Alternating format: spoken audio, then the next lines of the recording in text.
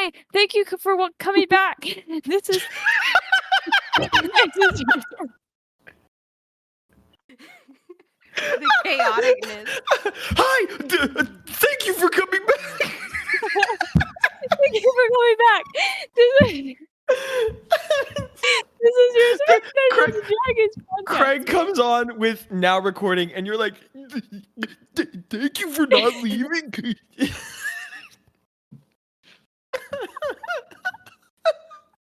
Craig has abandonment issues because his family doesn't want him anymore. Oh, Abandonment issues. so Micah, he is the abandoner. yeah, but now the tables turn and he doesn't have a place because he left first. And yeah, anyways. So I was just trying to beat Landon to it because I wanted to do it, and I wasn't sure if he was going to try and do it. So, anyways, here we are. It's your sort of Dungeons and Dragons podcast. This is the Accidental Adventures. We're happy you're here, if you can't tell, and we have a question for you. I'm sure, not for you, it's for us, but you can listen. Yes, the letter question that I definitely thought of is, you know what? You guys are going to deal with me score. I have a question. Okay, hit us with it, Mickle.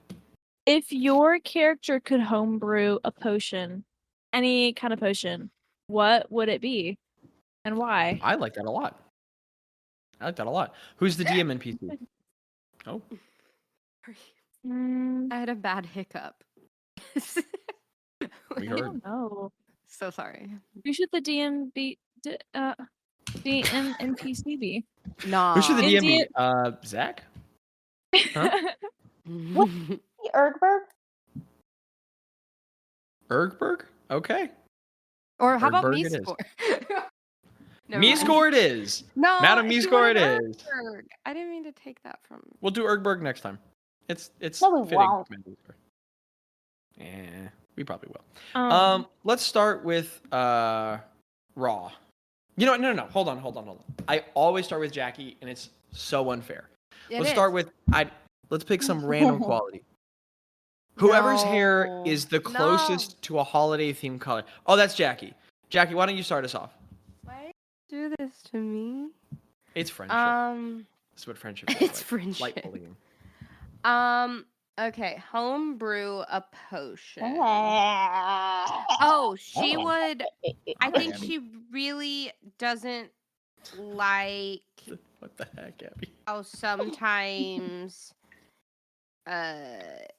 she doesn't understand people and what they say because of language barriers. So I think she would homebrew, and she's impatient. So I think she would homebrew a potion that like, I don't know how to say this in like character terms, but in player terms, like stat terms, it would basically let you level up in learning a language like super fast.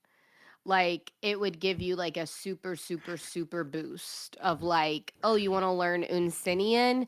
Yeah. Here, you drink this and now you have 100 hours of Unsinian. It's like Duolingo but in a bottle, and it actually works. Cool. Bottled language. Yeah. But it's like, sick. it's not temporary. Like, it actually Literally gives just you. It's not like you get tongues for a potion. It's like it gives you that. Yeah. I like it. Micah. Also, Micah, this is so disconnected and random. I don't know what's making me say this. And you've gone through so many life changes that make you confident, not just getting married.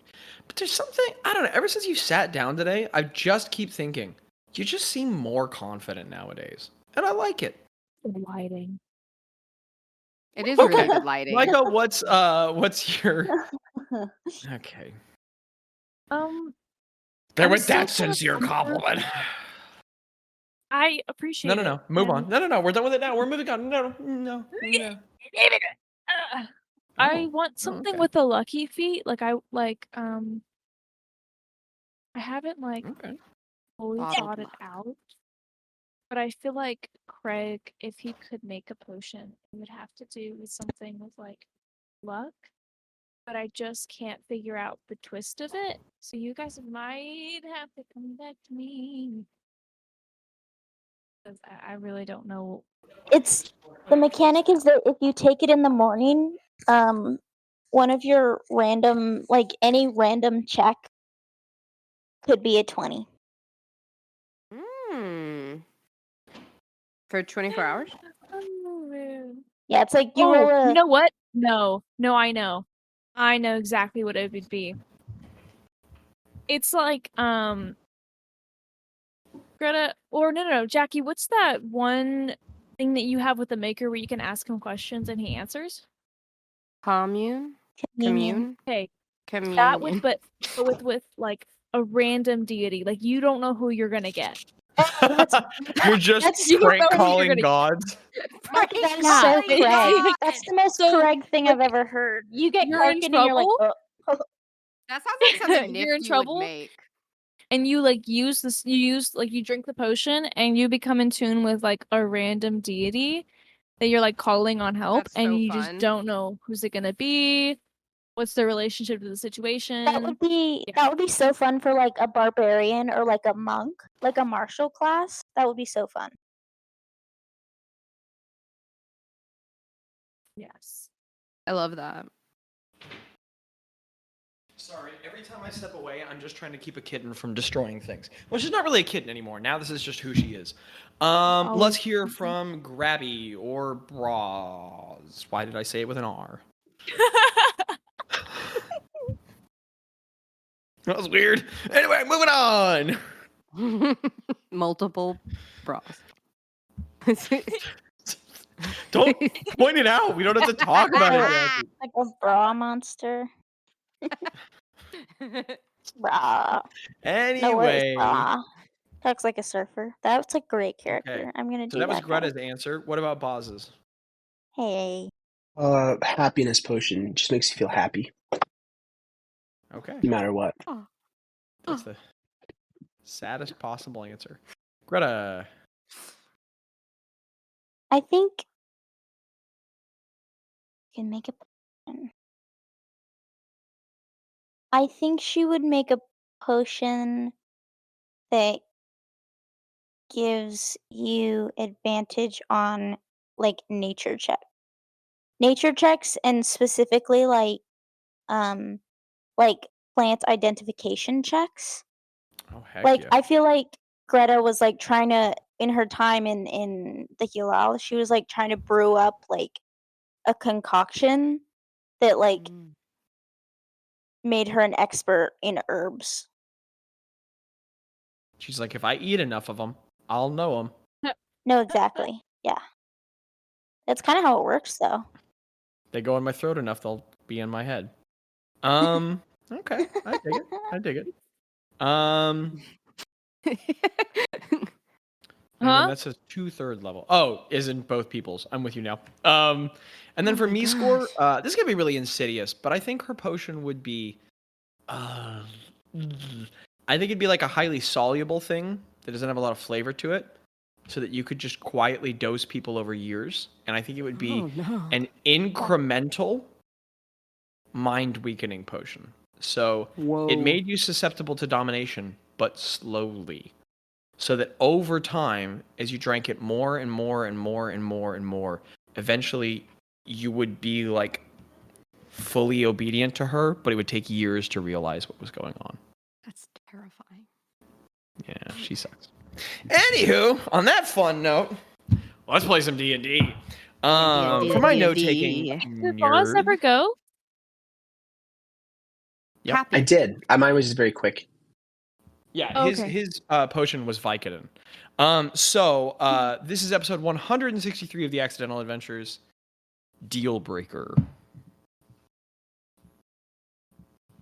Okay.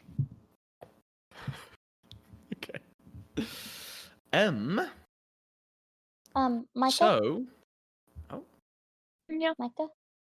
I cast protection from good and evil on you right before we go into her shop. And it lasts 10 minutes. well, I'll text you the link. yeah, let's get into it a little bit. So, first of all, can you guys hear the music? Mm-mm. Mhm. You know what? Actually, It's all for the better Oh, anyway. there it 'cause I is. think I want to switch this song I'm It utilizing. was a little Hold low. on. Mika! You remember to do your freaking thing, dude! That's... I don't mean this sarcastically or belittlingly. I'm so proud of you right now. That's awesome. I've been thinking of Let's it go, this whole guy. session, but I'm waiting for the moment. Okay. I'm so freaking proud of you. Okay. Seriously, I hope that doesn't come off belittlingly. Seriously, that's awesome. So, fun guys. You are in Magic Lane, and you all are suited up and ready. It's weird because you're often walking around in armor, and a number of people in Boris Plenty are, but it's not long before people start noticing you and start wanting to talk to you and recognize you. Is there any particular thing you do to try to have them leave you alone while you're on Magic Lane, or do you just proceed with your business? It's not long before a crowd is starting to form, excited that the now increasingly world-renowned fun guys are in town. No complete silence? I'm Not everybody sorry, wants now. Guys, I was slow down. looking at Stop it, stuff. guys.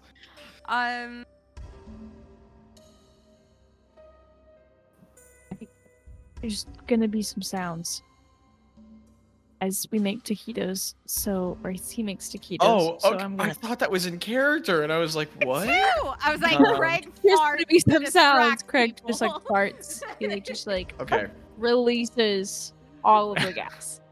Release the Kraken. The crowd It's won. fine if there's not a response to this. You guys can just say nothing, but I honestly actually can't move the session forward if you guys don't say things back to what I say. What? It's the only wait for this to work. Ro is gonna. And she's gonna. She's gonna, as they're walking, she's just whistling, acting nonchalant. But as she's doing it, she's trying to distract people by casting prestidigitation in a different, maybe a torch kind of, or they see some sparkles somewhere else, as far away as she can from herself, which is 10 feet. But just trying to distract people so they can sneak by. The parlor tricks do not distract the growing Oh, crowd from okay. world famous heroes and attract people towards you as magic is being displayed. Shoot fire. I So almost said about Craig fire. is going Okay, she to do stops. He's gonna do anti-prestidigitation. Yeah, make us stinky. And then he's gonna make because it's not actually from him. It is magically created. He's going to release a fart it is so vile that the crowd has to leave, or at least is stunned and stopped in their Mika, steps. make a spellcasting check. So make a roll what? a d20 and add your charisma modifier on it. Oh my goodness. All right, so Or an we're Arcana check, actually one of the two, at whichever you want. we're at a solid 7 right now. Do it at advantage. Okay, Herb. Just 'cause I want you to. He's really used to making stinkies. All right, so now we're at a solid 8. Okay. You don't make a super magically powerful stinky fart, but you are, first of all, you prestidigitate by farting. It's just So you really fart. loud. And it rumbles through the armor and amplifies. And then you magically make the fart worse. So the crowd is gathered around you and the fun guys are here. It's the fun guys, look at them. And then all of a sudden as everyone's crowding around you, Craig just goes and it rumbles through the armor. And you're like, and there's this awkward Sorry, moment guys, where nobody Yeah. and people are trying to act I had like a it's lot not of the famous hero who does it. gluten but nobody intolerant. admits to I it. had a lot of bread. Craig, do you keep doing it? Yeah. And he keeps so- doing it. It takes 2 or 3 minutes, but Craig farts and farts and farts while making eye contact with people. And slowly but surely, even some insults thrown your way, the whole crowd disperses because it's just so awful. And You're welcome. they're you also guys. so disquieted by this is their meet the hero moment, and it's so discomforting that this is how it's playing out, and people are just disillusioned, and slowly but surely the crowd is leaving you alone. People are still watching from a distance, but you successfully disperse them. You're gonna get additional XP for that at the end, Mika. And so the group is moving down Magic Lane, and people are casting spells on themselves. What all is being prepped? I cast Protection from Good and Evil on Craigalicious. Phenomenal. Is that concentration? Let me check I don't my think so. note. I wish I could have believe you it. guys out of my earbuds so that Luke could hear all of this amazingness. But I can't do that. Bazz I know. Bazz is pretty flat-faced as he's like walking towards the shop. Yeah. It's something that needs to be done. You know, there's not like a joy or a relish in like doing it. I think the possibility of what could be weighs on him quite heavily. But he's just kind of like slowly touching parts of like his shoulders and like muttering things in like a druidic wild tongue. As he's walking, like he casts like formidable foliage and like the twigs, and like the branch, anything like wildlife just like leaps onto him and covers him in like a thick like natural armor. He casts Obdurate on himself and Craig as like the wilds of the Mad Prince kind of like keep intentional disruptions of volition at bay. He casts Freedom of Movement on himself as like the wind catches each step that he takes. The scimitar that he just bought and the silver starts to glow like a bright red.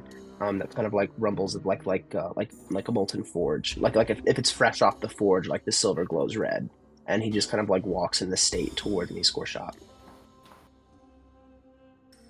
Everybody else there for Landon just doing poetry real fast? No, that was so good. incredible. Landon, you know what inspiration is? Oh, thank you. Freaking take it, you nerd. That was amazing. And I've marked off the spell slots. You the best. Craig, you're Rowan? immune to being charmed. Asterisk? Yeah. Question mark? Right. And you have advantage Who knows on if that can control a wisdom hack. saving throws. Also, Is Craig, it not advantage on charisma saving throws? Charisma is Hero's Feast. Or it's one or the other way around. One gives the other, but I'm not. Yeah. I can't. Not Obdurate is charisma. But Craig, that Hero's helps Feast is because you have advantage on wisdom and charisma saving throws, which is good. Heck yeah. Hey, Craig, Yeah. Craig, delicious. you also have wait. Does the crowd start to disperse as they Cam- start to see like Bazz ready himself for battle? I was actually going to describe that in just a second, but I'll let Abby get her thing going because I would actually sorry, Abby. to narrate that. Yeah. No. Micah, do you want me to tell you about the spell, or do you already have it? Well, I'm reading it. I couldn't find Obdurate, Okay. but I can find Protection from Good and Evil. Obdurate's home. Okay. Yeah. Yeah, I'm not sure if this applies in Craig's special situation, but I'll just remind you. Okay. You know the Ro- rule from Good and Evil, Oh, right? Okay, cool. Ro casts Sparks on herself, and she just Oh. Where's that she one? like yeah she like takes a little bit of bark out of her bag or whatever that she carries around, and she like crushes it up as she like strums. She crushes it in strums, and as she does that, her skin just starts to kind of like tighten and ripple. And her skin is already like green, but like, and it has like that, like kind of tint and like look to it of like a plant, but it gets like coarser and harder. Oh, Jackie's sick. And like more tree-like than normal. And she casts bark skin on herself, which is concentration, and it lasts for an hour, and her AC is 16 now instead of 13. That's amazing. Greta, what level did you cast Protection from Evil and Good? First level? I didn't know I could upcast it. Amazing. Well, you can't, so I don't know why I asked that. You're Okay. concentrating on that then, right? Yes. Before we go in, Greta's gonna like, is there a hand motion that, like, you know how Christians cross themselves? Is there an equivalent of that for Ayun? Like this, Ooh. like the stars of Ceylon. Right. It doesn't have to. Not to put you on the spot, which I But why? totally But why shouldn't there be though? Right? There's one for Salem. I think it would be subtle. I think it would just be this. I think it would be a finger to the head, a finger to the mouth, like literally, Perfect. like mind and truth, right? So Okay. just Yeah. So she's gonna do that, and she's gonna the same question. Gonna try and divine intervention Craig's packed away. Time. Oh, okay, Abby. Oh. You guys can't get excited every time because it's. I know, but I got it's a 45. incredible that it worked for you so. at all ever. I know. What'd you get? 45. But Okay. she's gonna also cast aid on the party member. Well, wow, that's crazy. Yeah, no, she's gonna cast aid, so that means each target's hit point maximum and current hit point increase by 5. Wow. Dang. So she'll cast it Now, on 3 creatures. Bazz. Yes, so Bazz, Tello, Oh. Row. No, sorry, Bazz, Bazz, Craig, Row. Bazz, Craig, Row. Oh wow. Bazz. So everybody's hit point max goes up by 5. For how long? Awesome, Abby. 8 hours. Wow. You know something else Yeah, that's it's cool, not Abby? relatable. What are you going on? Yes. That's the first time I've ever seen that spell cast in D&D. Really? Wow. Yep. Huh, well, Which is wild I'm because it's pretty good. I'm trying to enter my cleric era. I'm like, let's divine intervention, let's heal, let's support. You know, I'm Abby, trying that to, was hilarious. I'm trying to enter my cleric era. Girl, that's funny.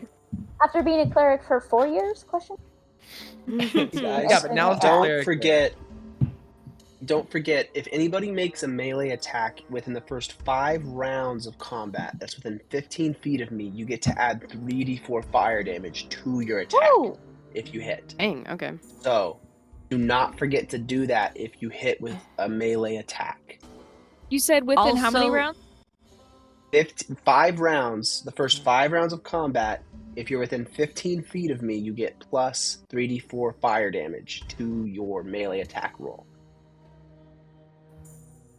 Awesome. To move us back into narrative, phenomenal prep. I was to move us just- back into oh. narrative.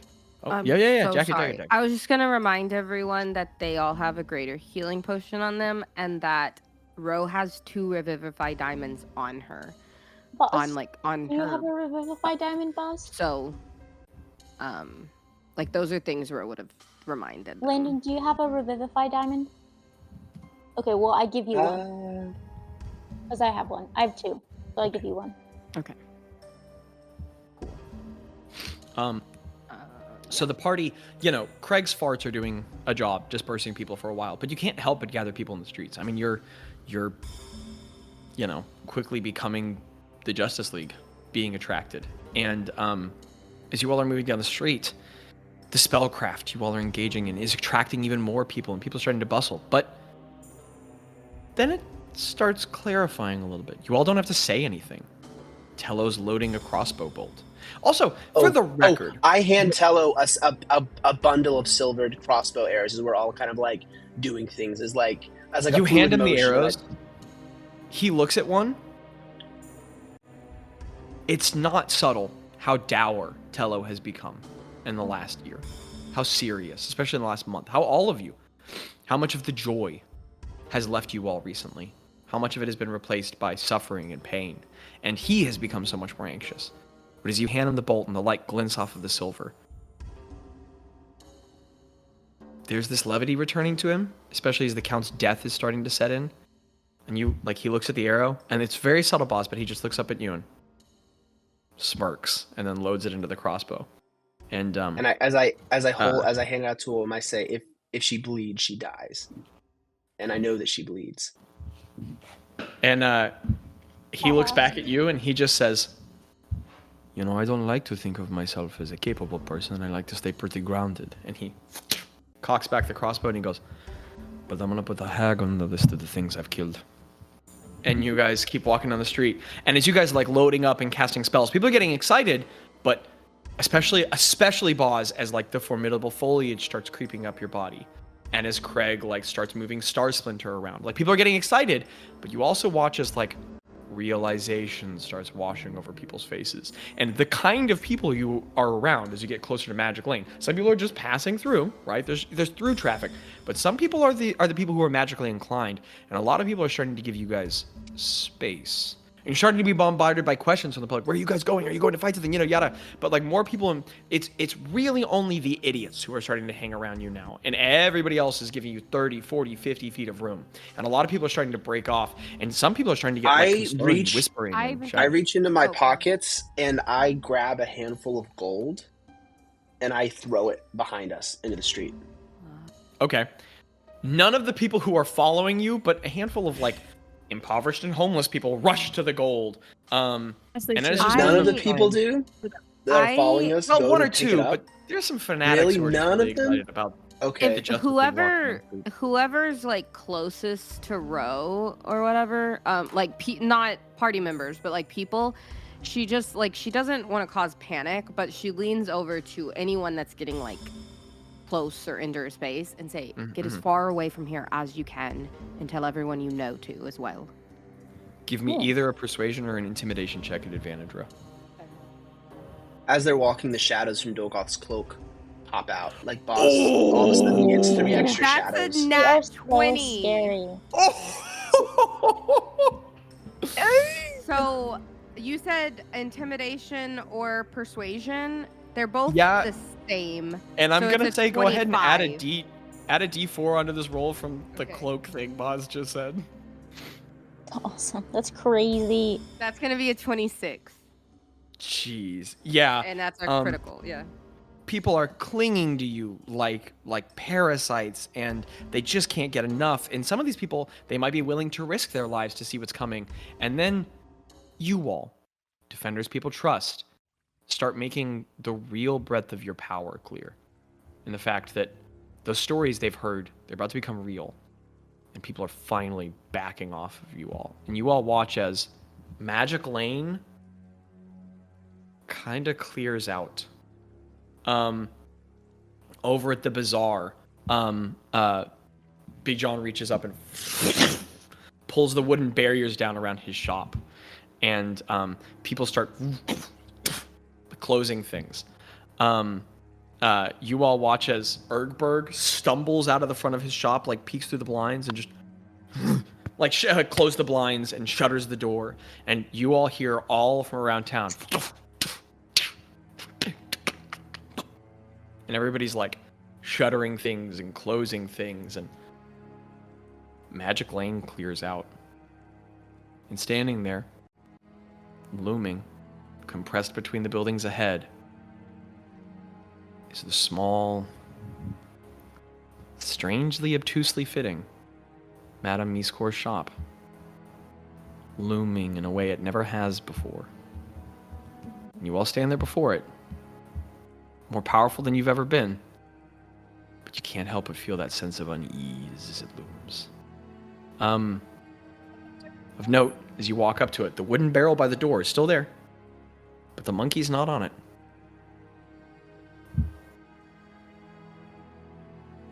You see the shop up ahead. That compressed cottage construction, just squeezed in between those buildings like it doesn't belong. What does the party do? Oh, I know what I do. Can I put my little eyeball, my little magic-y little eyeball? No, would she see that? Wait, I don't want to. Yeah, it's I true want to sight. ruin her. Huh? Yeah, it's true sight. She can see all things invisible. Probably I'd not. say we just go Rose to the door. says to the Yeah, party. we just open the door. It's a shop when do we're we walking knock or- into a shop. Yeah. No, we walk in. It's a shop. Okay. Yeah, we don't need no. And as everyone Oh, kind never of mind. pauses for a second at the front, Gretta, taking a very with her confidence with hags, Gretta walks up and puts a hand on the handle and as the door opens up. You all look into Madame Miscore's shop. I'm going to turn the battle cam on. I'll be right back. What are you saying, my gosh. Landon? Have y'all forgotten the joke about the doors? Like, Zachary, I'm not crazy, am I? You know what I'm talking about, right? Oh yeah, we have to think about this. The door. How do we open the door? Should we door. open the door? Or should we Oh. open it? Honestly, what kind of wood is the door made of? I think we should do a rock check Hey. on the door before we open it. I go in Fixed it. guns Have we blazing tried- doors Have we now, considered and that this the is door might be disintegrating. alive and cursed? What if it has feelings? What? What if if it it's the opens out? door Like, what if we try to Have y'all open it and then we called the door embarrass because we lately? push instead of pull? That's true. We should do like an. We don't want like to a- embarrass ourselves before Should we we fight take a second Miscore. and you guys call the door that you guys promised to talk to? I feel like Oh you my guys haven't God. done that in a minute. Just in case. Oh Door my may goodness. be Is the it door. seriously up and down? You gotta be kidding me with this. Oh no. That is the weirdest battle I'm map sorry. I've ever seen in my I'm entire not scared by Hey Teacher. It's Craig's soul that's on the line for that, not mine. You're just dooming him to a second plane of existence to punish him. life. What are you talking about? Hmm? Hi, Zach. What?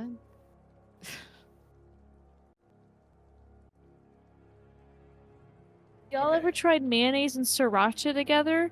I think that's what Madame Miscore is People used to missing. eat mayonnaise and peanut butter together in the Depression in the South. I hated that fact. Why did? Why Oh, not? is the camera weird for you guys too? No. I What do can you see mean? the It place. looks okay to me. Yeah, I It can looks see okay to it. me, Zach. Weirdest just battle cool. map ever. No, it's gone. Now it's flipped weirdly. Now it's gone.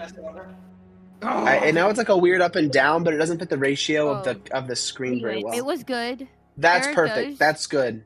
You're Leave it. welcome, listener. That was my What Point is it up that? a little bit more.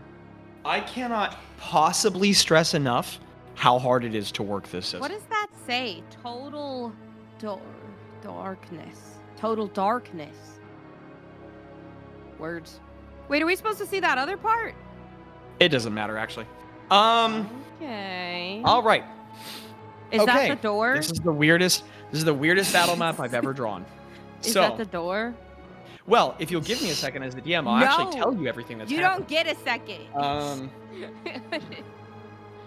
So I'll actually just tell you. You don't even have to request it. Let me put I'm requesting. my other.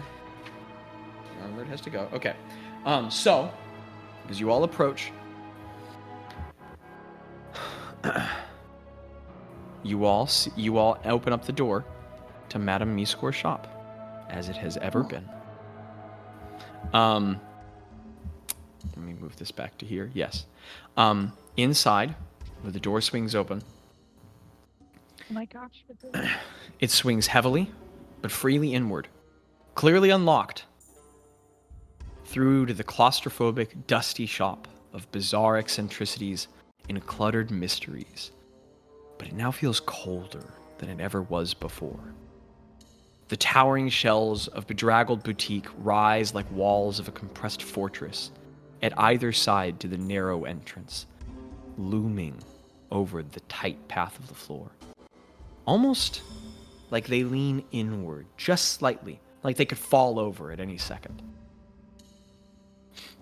The items and objects which choke the peripheries of your vision to every side, from the seeming knickknacks to objects which appear to be invaluable reliquaries of long-forgotten orders, they're everywhere, just as you've remembered them. Forgotten lore whispers silently from every nook and cranny, and the still soundlessness speaks long tragedies. Dust cakes over the broken spines of listlessly piled tomes, while wax rapidly cools in splattered patterns across the dark wood of the gray floor.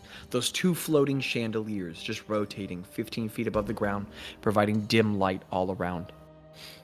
The shop is shrouded in nauseating detail, a saccharine cornucopia of grim specificity for the starving eye, satiating no hunger as sight devours evermore, only insinuating another tantalization under every object, which would prove all the worst for having been unraveled into another hanging thread.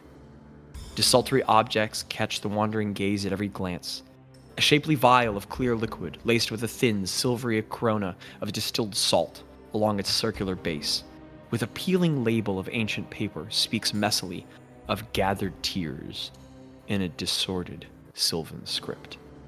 A severed noose loosely hangs from a high shelf, stained darkly with the ancient liquid iron of an unfortunate soul.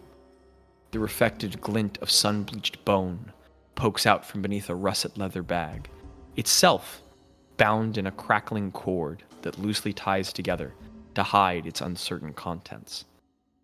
All the while, those two massive metal chandeliers, each no less than 5 feet in diameter, rotate slowly. The only visibility for the dusk-lit store, other than the light flooding in behind you from the cold day, comes from the hundreds of tiny candles flickering weakly, with dim light overhead. The only warmth in the shop from their distant burning, like stars in a night sky, which surely consume every warmth. Most settling of all, in the dim light of the shop, the shelves rise in a disappearing veil of pitch shade, as though the shop possessed no ceiling and instead gave way to an insatiable abyss above. One must assume that there is a roof somewhere just above, but the merciless interior leaves you wandering. To the back of the shop is likewise devoured in darkness, begging the question if it ends at all, or if it just goes on and on, just like you've always seen it. So there's the shadowy darkness on the map all the way at the back of the shop. It doesn't matter. I'm really proud of the way that came out. I had to really cool. put ink down and then blotch a paper towel to make the shadow fade. I think it came out It's really really good. well. I like it. It looks great. I love it. Good battle map, Zach. Thank you. It's a weird battle map. There's so little At space the opposite for end of the us shop, to- Meescore sits calmly, he's sitting. a diminutive figure huddled before the floor-lying table. The secret of her true size, as you all well know it, held with my stomach just turned. Held within the obvious veneer of her vague guise as a meek woman in drab, tattered cloths, dressed more honestly by the shadow that drips from the tall walls all around her. She's barely visible against the shadow covering the haunting abode, a silhouette of a person, more honestly depicted in the darkness than she ever was when exposed by light. And this is her, the D20, representing her on the map. As you all open the door from the opposite side of the shop, she just says, "Oh, fun, guys. I wasn't expecting you. Please come in. Do you have my stone?"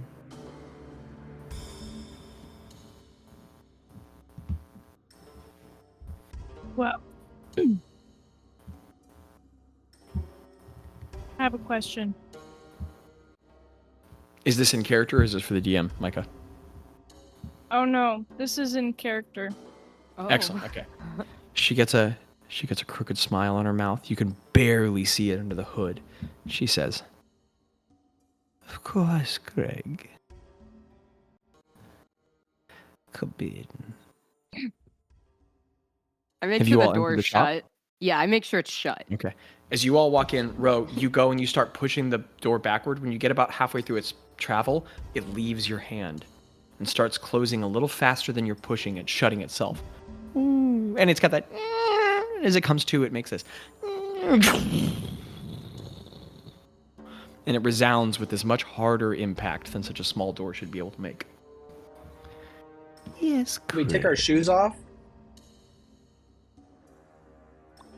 She just doesn't pay the comment any mind, Bazz, even though that's a really funny joke.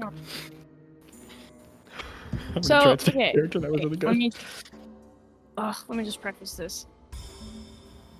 I know we got off on the wrong foot and stuff happened, things went down, terror was given, things like that, right?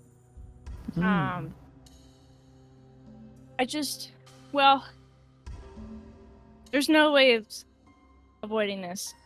And I know it's gonna do stuff and go crazy and whatever. We're not getting you that rock, okay? This wide smile creeps out from under the brim, and as she rotates her face up slightly, you look at that old face, and the eyes catch the slightest little bit of the room, and they reflect like the eyes of a cat. And she just smiles, and she says, "That's a shame. Now I don't know how I'll escape the blooded one. But you know, Craig, for someone who just sits behind the scenes, plays with strings," and she plays her finger around in the air and does like a plucking motion, and when she does, Craig, one of the interstitial muscles around your ribs quivers, and you like falter to a knee for a second as you catch yourself, and she says, "But that choice does mean I get to have a little fun today. Fun, guys, as you come here to betray the honest agreement I made with you. You show the world your true character. So come, let's bathe ourselves in who you really are." And I need everyone in here to roll me initiative. I'm gonna say, as she's saying this, Craig winces and he like looks up at her, and his eyes are like intensified. Excellent. And like the light catches Yes, just slightly, yes. and he goes, our true character is we're not betraying for a stupid deal, for a rock. And then he like stands up and like readies his weapon and whatever. Excellent. Everybody hit me with initiative. I got a 9. Oh my goodness, guys, we're doing this. I got a. So It's just I got a- dexterity, right? Yeah. Yes, Yeah. that- I got a 6. Tello gets a. Tello gets. You got a 6 7, total, Greta? if you will. Yeah, I got a 6. Tello got a 7. You're adding the whole dexterity bonus, right? Yep, I rolled a 3. Tello rolled a 3. I rolled a 4. Okay.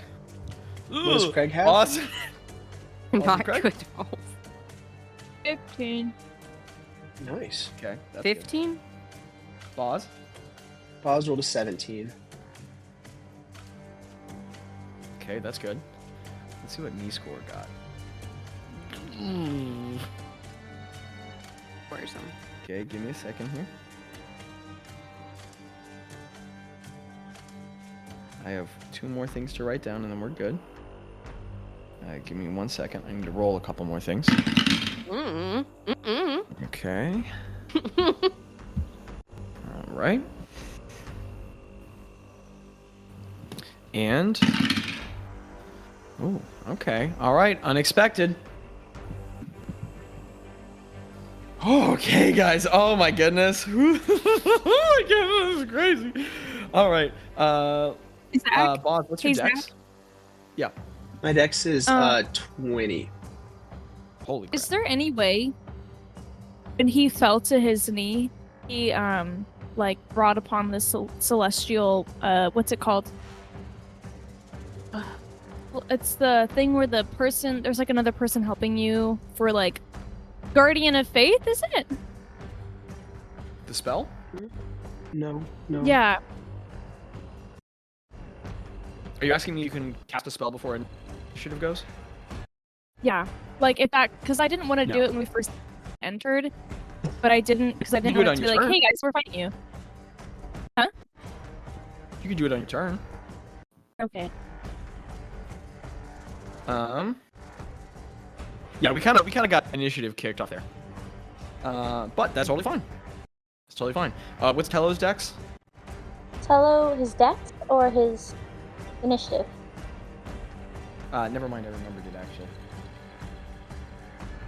He's +4, yeah.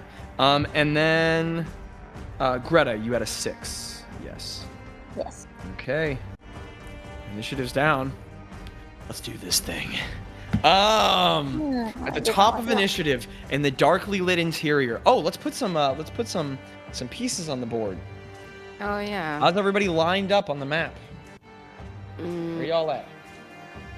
So for the record, Each of these squares is 5 feet. You all have exactly 10 feet each way, but it's 5 foot here and then 2.5 feet either way. Weird. So it's like 5 and 5. It's super cramped. There is just enough room for any of you to stand side by side with each other, and you can move around each other. But You mean every time you two move around side? another one of you, okay, hold on, I'll clarify. Okay. Every time you move around one of each other, it's going to cost an extra 5 feet of movement Okay. to get by in that confined quarter, as long as you're going directly around, right? If you front flip over somebody, I don't know, but and then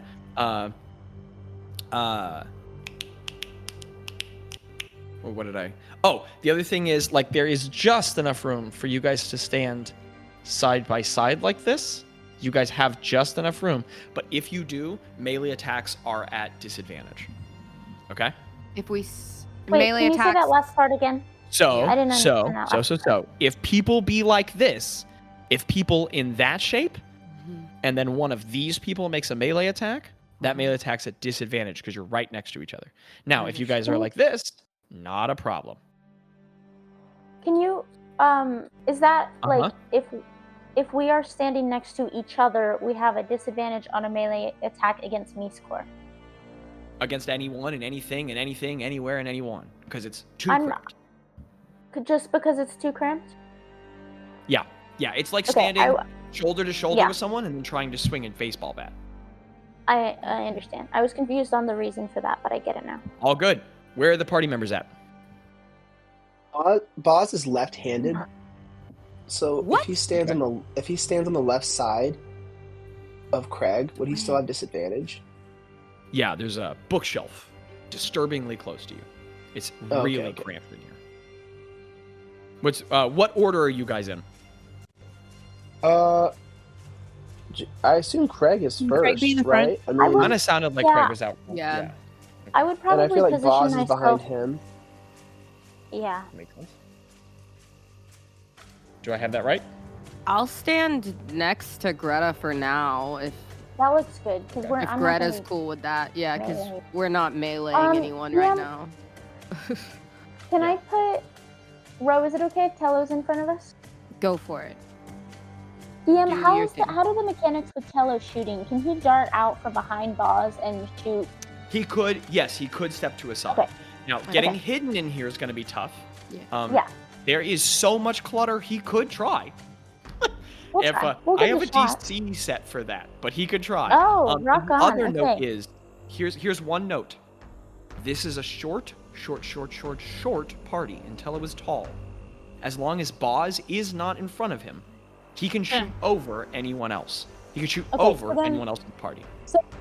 Question: Can I put him behind? If I put him behind Ro and Greta, can he still jump out, avoid Bazz, and jump back? No. Well, yes, yeah, because he can shoot over you. Okay. And he can shoot over Craig, Ro, and Greta. Yeah. Okay, so I want to put him behind Ro and Greta. And one last question. She's about 75 feet from us, correct? 5, just 10, low 15, 20, closer? 25, 30, 35, 40, 45, 50, 55, 60, 65, 70, 75, 80, 85, 90. 90. Okay, good to know. Now, Can we like? we'll talk for a second. Do you all want to be any further forward in the shop? I don't would have like to be. I would like to be within Okay. 60 feet of her person. I'm going to say Yes, you guys could how be we like walked in. 20 feet further forward. Let's do it. It was a Yeah. long conversation. I assume you guys didn't Yeah. sprint into the room. Okay. No, 5, we were 10, walking as she was 20. talking. Yeah. We're walking and talking. Walking And then and last talking. question, and then we are kicking this thing off. You all, how do we feel about the spacing? Good? Want to be spread out? Want to be in a group? How do you want to be? I'm I need okay to with that for be- now. My goal is to be as close to her as I can be so I can fight in melee. But I'll get there. Would you say, I'll throw you this one bone.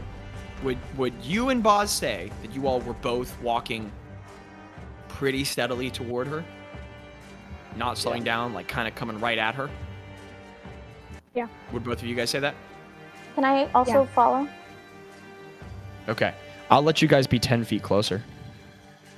Hey Zach, you said that there were Yeah. like floating candles in the space. Is that true? Yes, candelabras. One right here, one right here. Got it.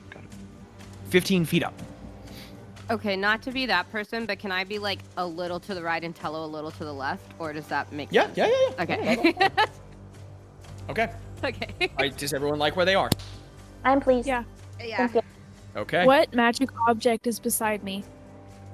Let's do that on your turn. Bazz, Okay, top of great. initiative. Bazz is What are you first. doing? Let's go, boy. Bazz is first. She's ahead of us. Is it difficult to see her? Well, here's what I'll say.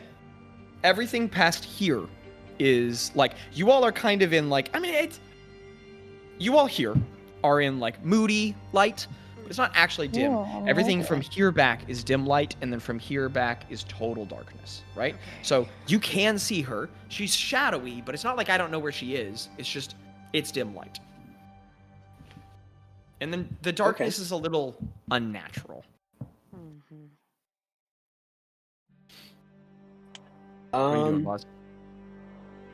Oz. Oh, I don't have any ranged weapons. That's fun. Bazz is going to. I lost the page of my spells. Sorry. This is wild. What's the range on Ice okay. Knife? I've never had to know ranges before. What was the name of the spell? Ice Knife, 60 Ice feet, Knife. so that won't reach. You are, Bazz, you are currently You're in 5, 60. 10, 15, 20, 25, 30, 35, 40, 45, 50, 55 away from her. Okay, so I can cast Ice Knife. Yeah, I'll do that. I'll cast Ice Knife at her. I'll do it at the second level. Okay. So, Okay. Ice Knife at the second level. What saving throw is that for me? it's a ranged spell attack. So I have to attack her. Abby, just from like a lore standpoint, I'm not trying to pat myself on the back, but the Vithli Arcanomicon is one of the coolest documents I've ever made. It's so sick. And I hope like what you happened have with your subclass in the end, but it's just such a cool document. Yeah. I do miss those. So can I roll the bringing hit, that up Zach? for no reason. Yes, yeah. You can do that anytime. Get him, dude. So Bazz There's rolls 43 a messages in the 22. chat. He rolls a 22 on Ice Knife. 22. Rock on. Let's go. Bazz, what does Ice Knife look like? Ice Knife looks like a long piece of ice that's sharp, kind of like a knife. And it flies out of the fire encircling him and everybody, which is heck weird. But it flies out Yeah. and then hits her. It hits her and explodes in like a array of spiky ice things. Phenomenal. So it deals. Well, Bazz, from where you Yes. stand, you evoke this golden fire from all around you, licking up. It's like catching heat on things, but not burning them. And from where it is, some of the gas aerosolizes and fires forward in this icy spike that flies at her. And as it flies at her, it goes in the front of her and just disappears. And as it flies into her, she goes.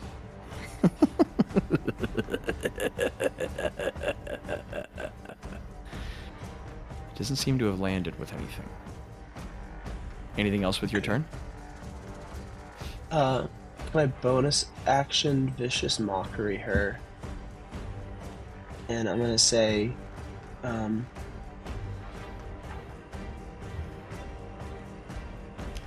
I don't know. I'm sick brain. I can't. I say something really Hey. poignant and striking. And she has to make a wisdom saving throw. Yes. Where are you unleashing that string of insults for a creature you can see within range? Where are you aiming those insults? I am aiming those insults. Can I look up after I hit her?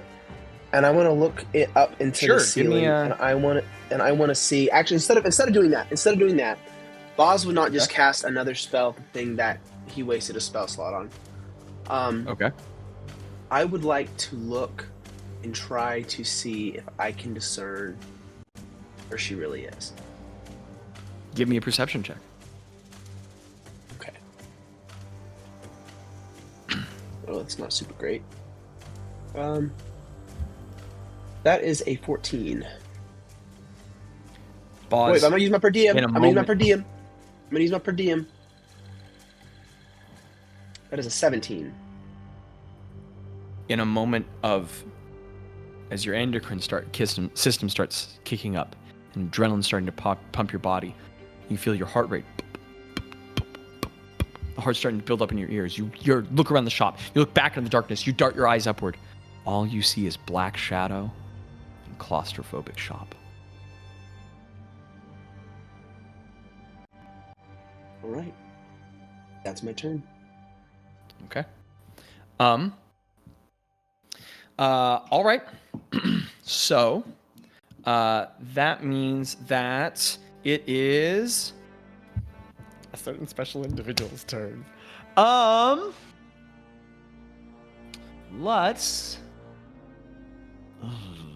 Let's start out with the big guns, shall we? Why doesn't everybody roll me? Guys, I'm feeling bad. Why doesn't everybody roll me? Why doesn't everybody make me a Constitution saving throw? You have advantage. Do we? Who does? Why do we have advantage? Why do we have advantage? Right. Just making sure this is Yeah, I don't this think is that's correct. Micah, you it might. says I think they have a my- +1, but I could be wrong. I don't think it's advantage, but I could be wrong. Hold on. I got a dirty 20 if it's +1, which is crazy because I have a +1 to my con save. Hold on. I lost it in the No, chat. never mind. It's a just do 19. everything I have a regular. +0. Everything regular. What'd you say? What did you say, Micah? Just do everything regular. I'm trying to find. I did think this through and I did the research, but Is this? Hold on. Is this? you do have let's see. +1. Oh, then I got a dirty 20. Okay. I know everyone gets a +1 from Micah's aura effect. So everyone gets a +1 on that saving throw. Got you. Micah, let me know if there's something else I don't know about. So everyone +1. Bazz, that was a 20. What was everyone else's? 17 for Roe. Okay. 14 for 19 Ro. for Greta. Oh, nat 20 for Tello, which totals out to be a 21 for Tello. But that was a nat 20. Gosh, what if the Bezorzal Bazz Phenomenal. jumps down from the other side? Oh, Craig, what'd you don't get? Speak. I got a 14. A 14. Don't I have advantage? I have advantage from the You have advantage on charisma Here. and wisdom. Ro, receiving throw. since you and Craig got the same number, I need both of you to roll me a d20 and just tell me who got higher, because the whole point of this was not to pass a DC, but to see who got the lowest. Wait, I thought. Wait, Okay. Yeah. Wait, you said Constitution saving throw? Yep.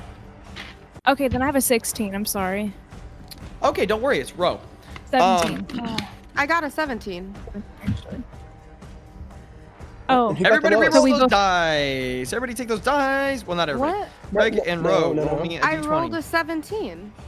Excellent. So what you're going to do now is you're going to pick up a d20, you're going to lift it in your hand, Oh, you'll drop Craig it, got and a you'll see the number 16. that's on it. Craig Craig got a got 16. I got a 17. Because Okay, anybody else want to I- shout out some numbers?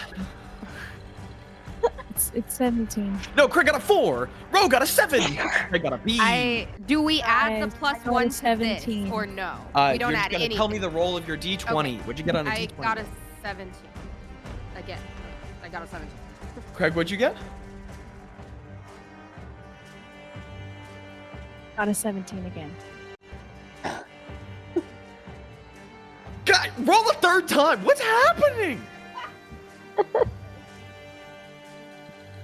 I rolled a 14 this time. Funny enough, the original roll is a 17, but plus 5 is going to be 21.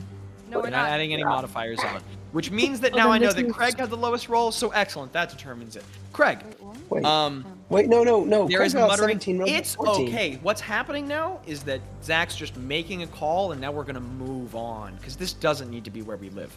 So, Craig, from up above, you hear a muttering voice. from somewhere up above you, and you feel this horrible tremor inside as one of you, any of you, whoever rolled lowest, is targeted. And Craig, you're going to start by taking... Wait, hold on. Do I have the right number? No. And I need a couple more... Oh, my bad. I was going to roll D6s. They were D8s. So you take...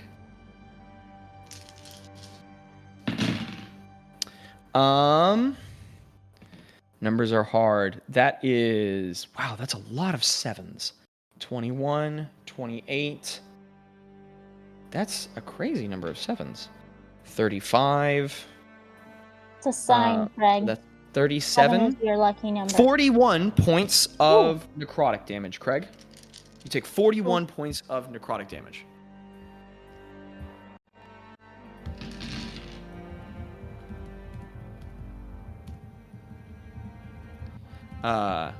Then, as that damage rocks through you, right? As you feel that convulsing pain in your spine, you double forward, and Craig just vomits blood, a pool of it. He just as the vein courses through you, and the varicose veins appear in your neck. And from where you vomit the pool of blood on the ground in front of you, Craig, you it's an incredible amount. You vomit like a gallon of blood until at some point it feels like the blood isn't yours. And as you push yourself back up on your feet, wiping the blood away from your beard, where that pool of blood spreads out and touches the bookcases, you watch it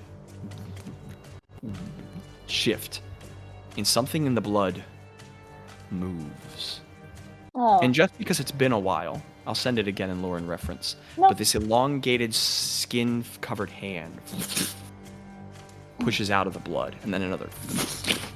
And long arms rise up, and then antlers and a skull connected to what looks like a naked, emaciated bovine neck, before coming to an elongated torso and crawling out until it stands at 12 feet tall is the Bazz, which crawls out of the blood and goes and it enters initiative. Craig, it's your turn. What are you doing? Well, he's right beside me, right? He is. Actually, he's right in front of you. Yeah, he's right here. He's directly in front of you. All right, so I am going to use my start first. Got so much adrenaline right now. And there will be some blinding smite, but I'm gonna roll. Oh. Okay. I'm gonna be doing it for 2, both attacks or both actions. Okay. No. No! Guys, you won't believe this. That was a nat 1. Oh. Next. Oh, Krieg Bob.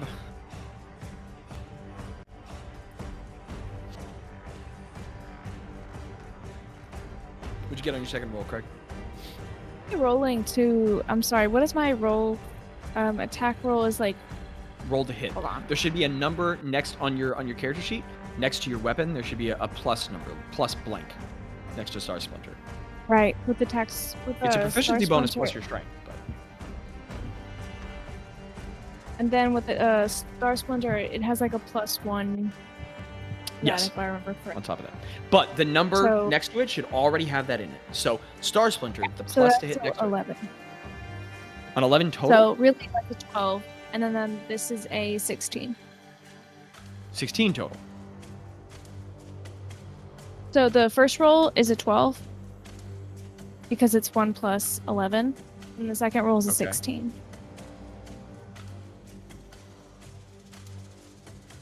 Was the first one a nat 1? Does it stay in that one? So that's a 1. Even That's the way math. that's always worked. But the second roll is a 16 total? Yeah. Okay. And that's with your proficiency and your strength and a +1, right? Okay. Craig, as you pull out Star Splinter, what does the nat 1 look like?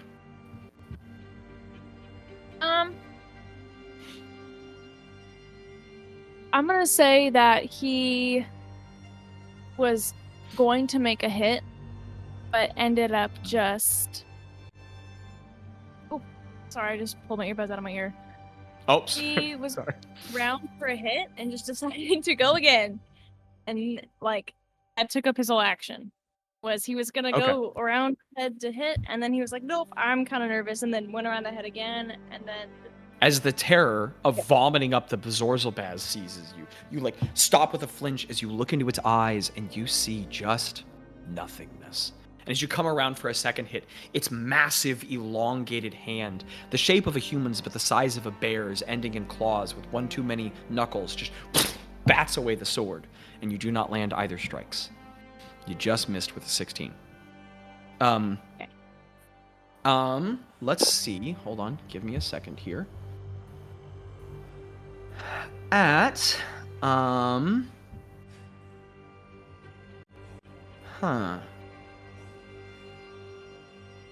the end of Craig's turn, Madame Meescore is going to use her legendary actions to do Blood Curdle. And since she has in her possession some of your blood, Gretta, I need a charisma saving throw.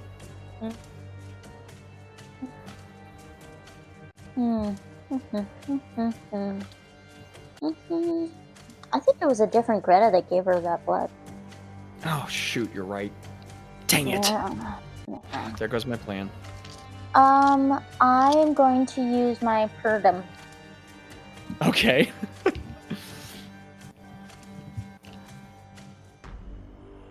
A charisma. Oh, get him, Micah.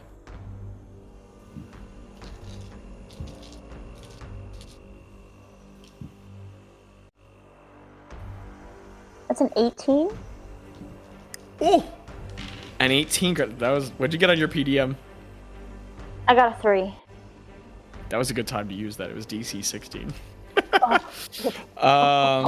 You're gonna take half damage. Oh, cool. Which is good. 15, 21, 26, 32. Half of 32 is 18? No? Somebody help me out? It's half of 32. 16. I'm gonna assume it's 16. Remind me how temporary hit points, if I lose them, are they gone forever? Or if I get healed, do they come back? Okay. On the Hero's Feast, it's different. It's your max hit Yeah, points. basically temporary hit points, yeah. Oh, they are? And okay, 8 as well mine uses the max. same language. Oh, Yeah. okay. Yes, that's true. Both are hit point max. Okay. Yes, thank you Okay, guys thank for you. catching that. I missed that. Also, so 16 points of necrotic damage as Gretta, you just hear Meescore's voice in your ear say, "Hey, babe." And you just like choke on your own blood for a second, and you feel your whole body pulse inside of you. And as You the said sensation of her 16? finger, yes, 16, as the sensation of her finger stroking your brain moves across your scalp, you take 16 points of necrotic damage. That's really Craig, what level gross. was the blinding smite? Yes. Huh? What level was the blinding smite? It was just 3rd level. The blinding smite. So, Craig, that what? for the record, because you applied blinding smite, you're still concentrated on it. It says the next time you hit, so you have not lost the spell. You're just concentrating it. It's still on your sword. As an important note. Okay. Ro, it's your turn. What are you doing? Oh, it's my turn? It's your turn. Yay. Okay. Excuse me, sorry. Okay, black that's all square thing is right Zork there. Vest. It's very Okay. big. I'm just trying to figure out in this tiny space what I... Let me see if I can't find something better to represent it. I mean, it is that big. But Yeah. you guys, does it matter? Do you guys like the black square, or do you like the Raycon case? I like the black I like the square. Yeah. Okay, black square it is. Also, that is More- not an advertisement for Raycon. These earbuds have really disappointed, but please continue. Okay, so just for my knowledge. Mm-hmm. So with Gretta and Bazz and Craig being in front of me, can I cast anything where I'm at, or do I have to move to do so? Depends on where you're trying to send it. If I'm trying to send it to the Bazorzal Bazz. Okay, you're here. This is Gretta, Bazz, Craig. If it wasn't 12 feet tall, you couldn't. But it's so tall, you can, because the thing is, like, Bazz is kind of in the middle, but Craig's way down here, and the Bazorzal Bazz is way up here. Yeah. So and because you're still so short, you still have line of sight up. Now, that's for, like, line spells. Now, you have line of sight if you're trying to do AoE as well. But if you're going for a cone, you're going to hit everybody in front of you. Otherwise, you have line of sight. You can cast. Okay. I'm just checking to see if what I want to do is a cone or a line. Is that okay? That's a sphere, and that's okay. Also, just as a heads up, yeah. After Ro will be the Bazorzal Bazz, and then after that is the Tello. If anyone wants to be getting their Tello. No, not the Tello. If anyone He is the Tello. Turn ready. The Tello. The one who tells. Okay.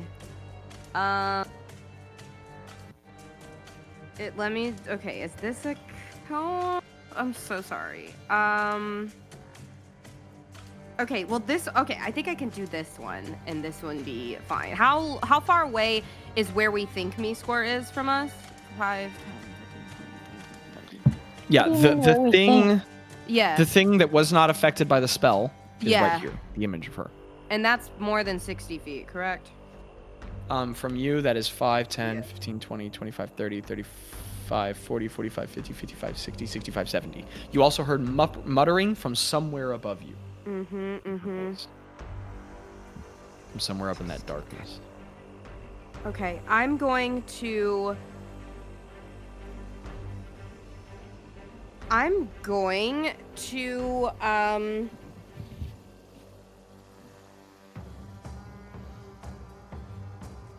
Okay, I know you're gonna yell at me. Okay, I'm going to cast. I'm yelling at you. I am going to bring out the big guns first and hope that maybe she is 60 feet above me somehow, as well as the Bazorzal Bazz being near me. And I'm going to cast Cry the Old Song. Where's my pencil? I'm going to cast Cry the Old Song, which is 60 feet. Enemies within 60 feet. Within 60 feet of you. Yeah. So that can be both her, if she's in 60 feet, and him in the Bazorzal Bazz, because he is 60 feet. Must make a wisdom saving throw.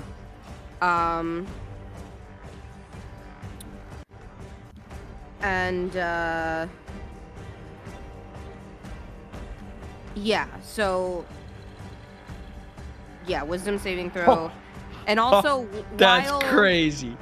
Just so allies know, you guys were already immune to being frightened or charmed, but you're now resistant to psychic damage for the next hour, and you guys are gonna gain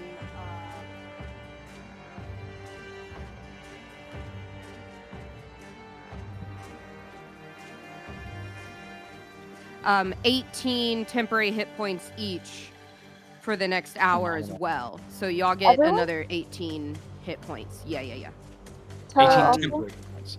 So these temporary go away hit points, once. yeah, in an hour. And 18. y'all are resistant to psychic damage. Phenomenal. Wow. Bro, what kind of saving throw? Charisma? Wisdom. Wisdom.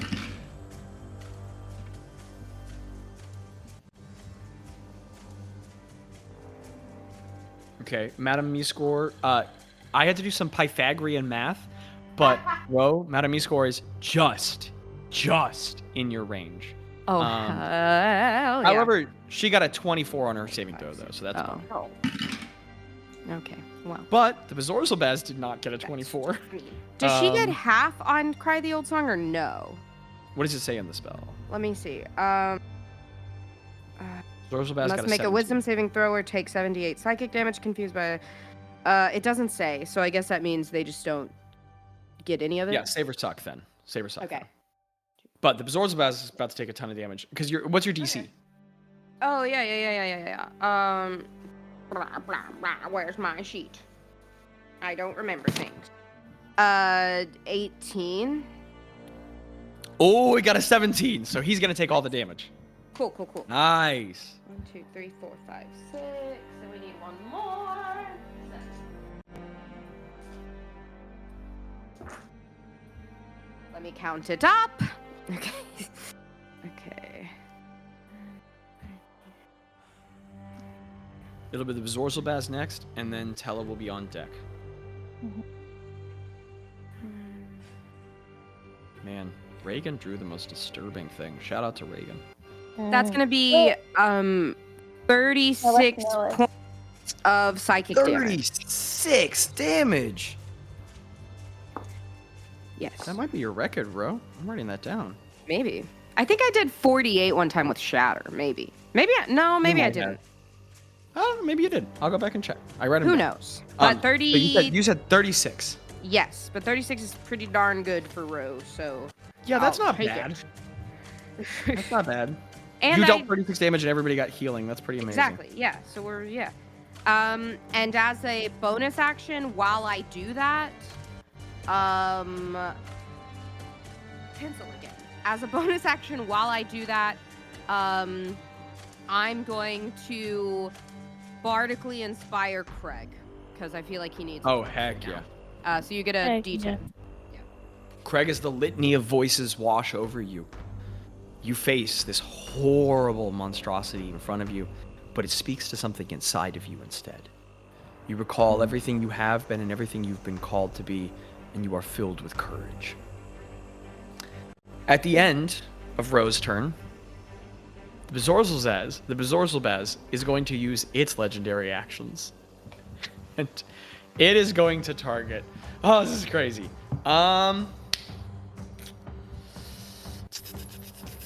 It's going to target Ro for what she just did. Ro, I need a wisdom saving throw. As it puts its hands up on the shelves around you, turns to you, and just... makes a horrible sucking noise, and sand starts pouring out of its empty eye sockets. Sand? Mm-hmm. Remember, when you wound it, sand comes out. 20! Not 20? Not 20, and it's a wisdom saving throw, so it's a 22. But it is a nat 20. Ro, the Bezorzal Bazz targets you with Insidious Insight, which would have made you suffer 3d6 psychic damage and being stunned for an entire round of combat. But instead, you resist and are immune for the next 24 hours. So as you look back at him, what does it look like as you completely repel this effect? I just think of the time that I felt his presence in the Shadowfell, and in my mind, I'm like, I'm no longer that little spider I became. Yeah, and in your head it makes just sense. Look at, yeah, and as you just look at it, I just stare into its hollow sockets. And as you look into that hollow emptiness, immune you and look. What? Immune to what? Well, it doesn't affect you. You're immune to this. He can't use it on you again. As you stare into that hollow emptiness, instead of anger or vitriol, like you faced him before, you instead see just a deep sadness inside of him. Now it is the Bezorzal Bazz's turn. So, I can tell I made the stat blocks a wrong time ago because I wrote that in the wrong place. He'll attack Craig because that's who's in front of him. He should probably have reach, but I didn't give it to him, so he's gonna attack Craig. You know what, Micah? I've never done this before, but I've had a little whiskey and I'm feeling zesty. You can pick what the Bezorzal Bazz does. What? Does it use 3 claw attacks on you, or 1 claw attack and 1 gore attack? You tell me. You're asking someone who has no idea what that is. Yep. So. 3 of the same or 2 different?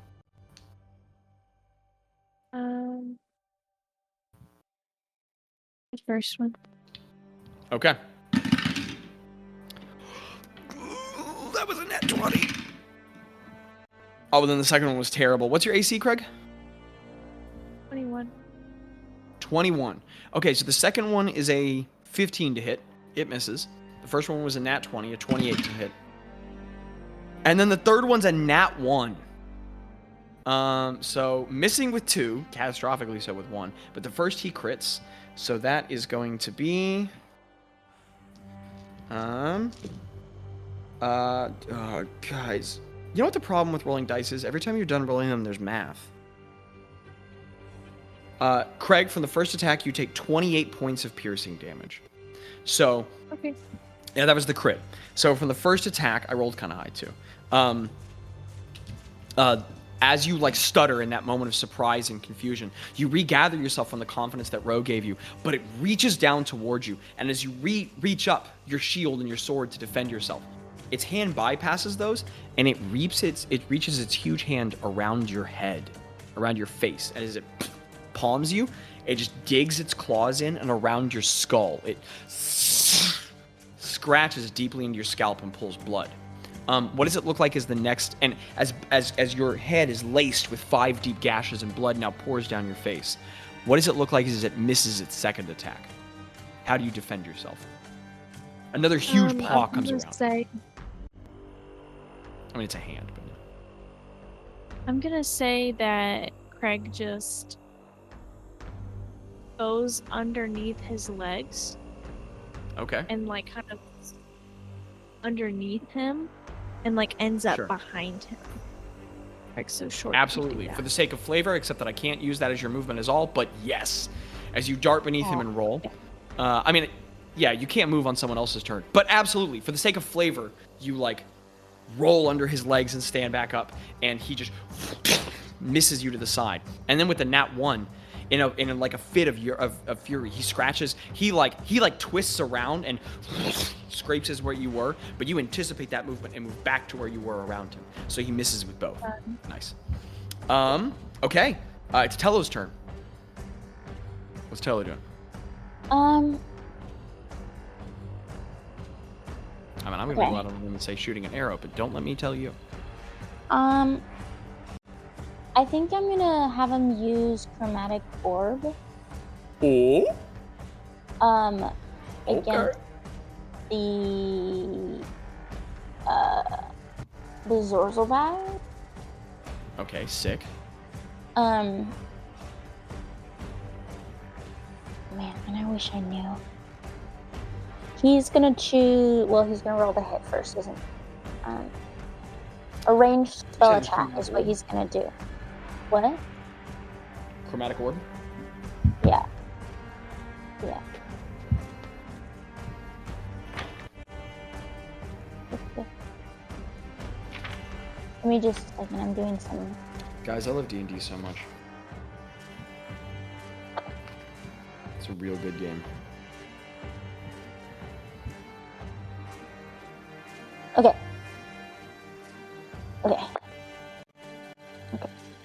Doing really good. So I'm rolling to hit the Bazorzal Bazz with chromatic orb, is what I'm doing. That will be that's an 18. That will hit. Rock on, baby. Tell him hit with a spell. Heck yeah. Also, I assume he's casting this at first level? Yes, he is. Okay, excellent. So now I'm gonna roll. As Tello sees Craig, for whom he so deeply cares, in danger, he momentarily stows the crossbow at his hip and pulls that little silver spindle of metal out. As he holds it and squeezes it, there's just this little of color, this tiny little 4-inch diameter, and as it flies into the chest of the Bazorzal Bazz, it just and explodes with energy.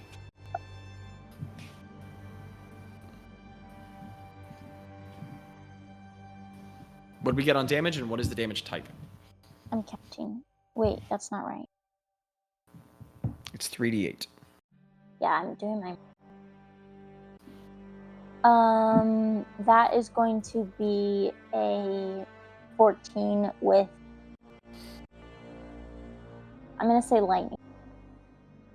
14 with lightning. Okay. The orb crackles with energy around the Zorzal Bazz, and it flinches backward, and it stumbles into the shelf, knocking items off. And he goes down 14 hit points. It looks like that damage did every bit as much to him as you would expect. So Cool. he did not appear resistant to it. Good. Good little loot. Good. Good. Okay, It's phenomenal. Is Tello doing anything else? What lightning. damage type was that? Lightning. Tilo do anything else? He's gonna try and bonus action hide. Just give it a shot. You gotta shoot your shot. Okay, And so I'll go ahead and tell you right off the bat. He can. All right. There is enough Yeah. clutter, and he can. It's a very high DC. He needs I to get a gotta shoot the shot. 22 on stealth Okay. to hide in here, but it's possible. Okay. He can squeeze possible. himself down behind a pile of boxes. I'm gonna That's try the it every standard time. DC the whole Okay. time. Yeah. I'm gonna no, try for it sure. every time. That is. Oh my god. That's a 27. And Tello in this cram shop with nowhere to go.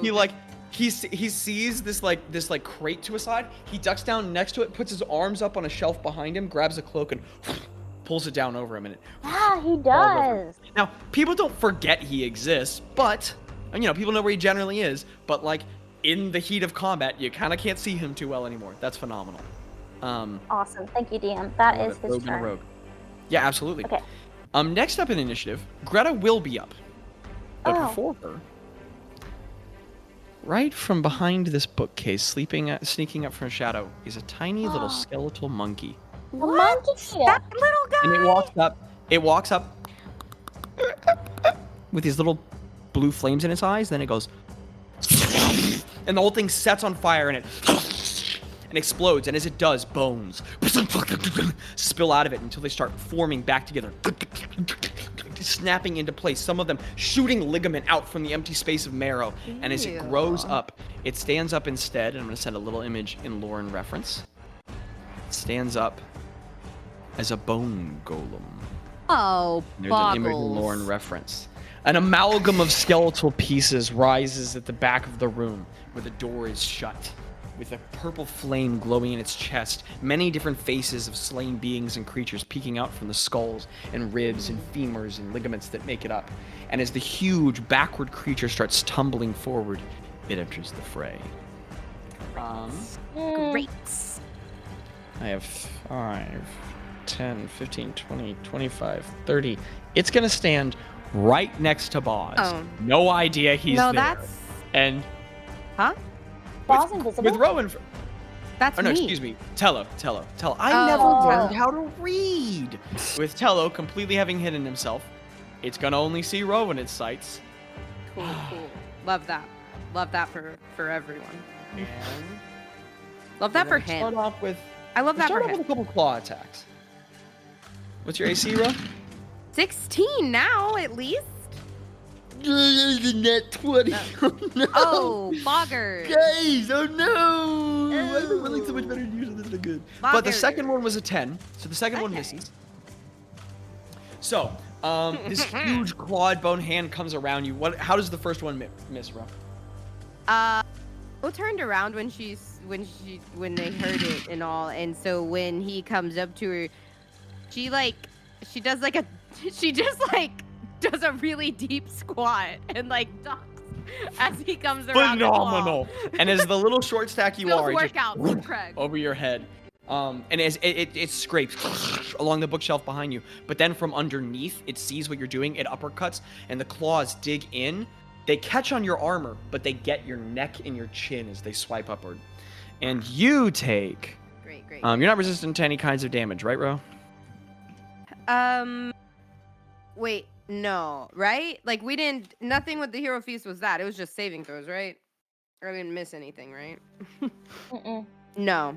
I can't be poisoned. Okay. You take 9 points of slashing damage and Okay. 10 points of necrotic damage. Oh, boggers. Okay. Boggers. I was listening to the Christmas one shot the other day, and Daniel talked about a boggle, and I relived Abby losing her mind. She screamed, "Boggles, boggles! I love boggles."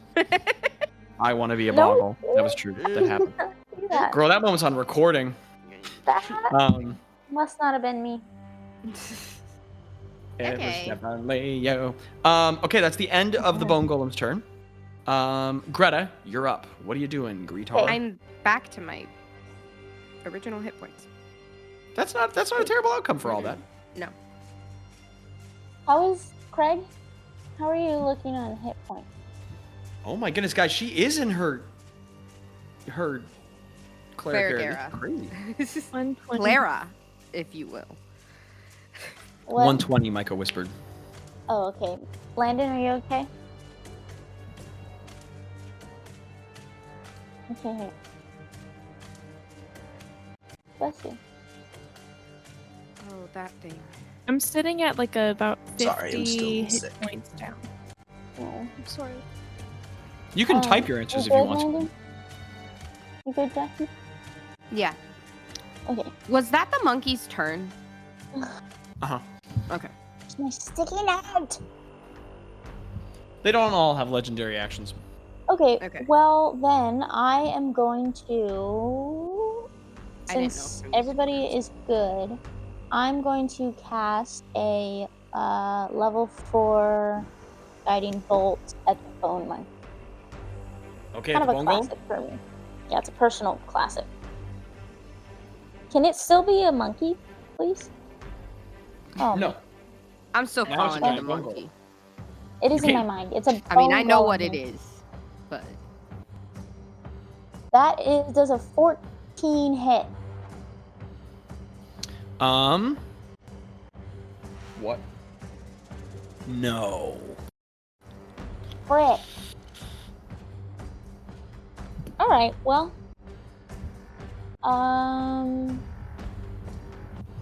Yes. I'm checking for little bony boys. Bonus actions. Nope, that's an action. Bony? Did you just Okay, refer well, to bonus actions as bony boys? Boney yes. Buzz. I think so. Boney Buzz. All of my bonus actions. Can I take an action to do a perception check for me score? A You bonus could action if you had perception? not already used yours action. Can I'll I call make that a a bonus action. perception Yeah, check? to look around. Yeah. It's a bonus action. Sorry, I'm with you Okay. now. I understand what you're saying. Perception for me score. Ah, it's alright. That's pretty good. That's You guys pretty know something good. That's crazy? Pretty good at the 9. You can no Do I longer, see her? we I can't don't call even them answer. Perkefkin keks anymore. No, it's always Perkins gonna are be gone. that. We're gonna Oh, be okay. in. We're gonna be in campaign 7 doing Perkefkin Cat. We'll be Greta, what'd you get on your roll? It doesn't matter. Yeah, but what'd you get so I can write it down? It's a 9. Okay. Greta, as you fire the bolt of energy, it just goes over the creature's head. It doesn't even intentionally avoid, but as it makes the swiping motion at Ro, it unwittingly ducks down, and the bolt of energy flies into the shelf and showers broken items down behind it. Doesn't even have to try to Um, avoid me. I get what you're saying. Oh, but... Greta's eyesight's Craig, getting a did you little make bad. did you make that check? Yeah, I got a 10, so I cast I Okay. don't know on myself. 10 is the DC. Remember to Oh, for real? always Heck try yeah. and report the rolls you make. She did in the chat. So you, it strikes you that the Bazz might not be. However, Okay. it strikes you that the Bone Golem is. It is what? Yes, so undead. I mean, in the book it says construct, but that doesn't make a lot of sense. So it's undead. Okay. Construct, you guys. It can't hurt us. Moving back up to the top of initiative, Bazz will go after the layer action. The layer? What is... Yeah, you're in her layer. At the top of Oh. initiative, Yeah. Miscore is going to trigger. You know what? Odds or evens? For who? Oh, actually, no. Somebody roll me a d20. If it's an odd number, I'll do the first one. If it's an even number, I'll do the second one. I'll do it. Let's make this interesting. I got a 17. Okay, we'll do the odd numbered. There's only 2 layer actions. So, this triggers Harrowing Horde. So No, now I want never mind. all 4 characters to roll me a d20. And we're looking for whoever gets the lowest. So everybody roll me a d20. I got an 18. Tello got an 11. Okay. I got an 11 as well. No. Okay. I got a 5. That's gonna be row. Off of the shelf, that disconnected noose just lifts up into the air, and it rushes toward Ro. As Madame Miskor, I can't control my own brain anymore. As she telepathically controls an item from her hoard, she is going to use the Hangman's Tie on you. I need you to give me a dexterity saving throw, bro. Okay. I can't believe we're here fighting Miskor. This is crazy. Okay. Is this... Well, okay, yeah. It's going to be a dexterity saving throw. Yeah. I'm going to use my per diem. That's not a bad idea. Okay, well that wasn't a great roll. It's a 10 with everything added. Not succeed. Yeah, I didn't Ro? figure it would. Yeah. Where you are, a floating rope of coarse cords tied into a loose noose, stained with the iron red stains of an unfortunate person, flies toward you, and where you aren't looking, you just see it at the last moment you start to jerk before the noose lands around your shoulders and then ties tight. And Ro is caught up by the neck by a floating noose that lifts her 5 feet off of the ground. She starts kicking as it chokes tightly around her. Ro. Would I lose my concentration, I'm guessing, or... No, not yet. Okay. Also, what are you concentrating on? Bark skin. You still have it. You have not lost concentration yet, actually. But you are restrained. Okay. You're grappled and restrained. You're 5 feet off of the ground. Cool. And next turn, you have to start your turn with a Constitution saving throw. And then we'll talk after that. Okay. But no damage yet. Nothing yet. Yet. But you're currently being choked by a noose. Love that. Top of initiative, Bazz, what are you doing? Can I go? Oh wait, I have a question. No, it doesn't. Yes. Sorry. Get him, Bazz. I move over to Ro, and I cast Freedom of Movement on her. Oh! Landon, Oh, that's so awesome. freaking smart, dude. Holy crap. I totally forgot you had that. Landon, I just want to point out right now that Freedom of Movement's not a bad spell. It's a good spell, okay? But I can't fathom there has ever been a D&D campaign where that second or first level spell has mattered as much as you have made it matter in this campaign. No, it's a crazy. 4th level spell. It's 4th level. I have no 4th level spell slots left, Never mind. actually. Never mind. But still, I don't think anyone's ever used it the way you have.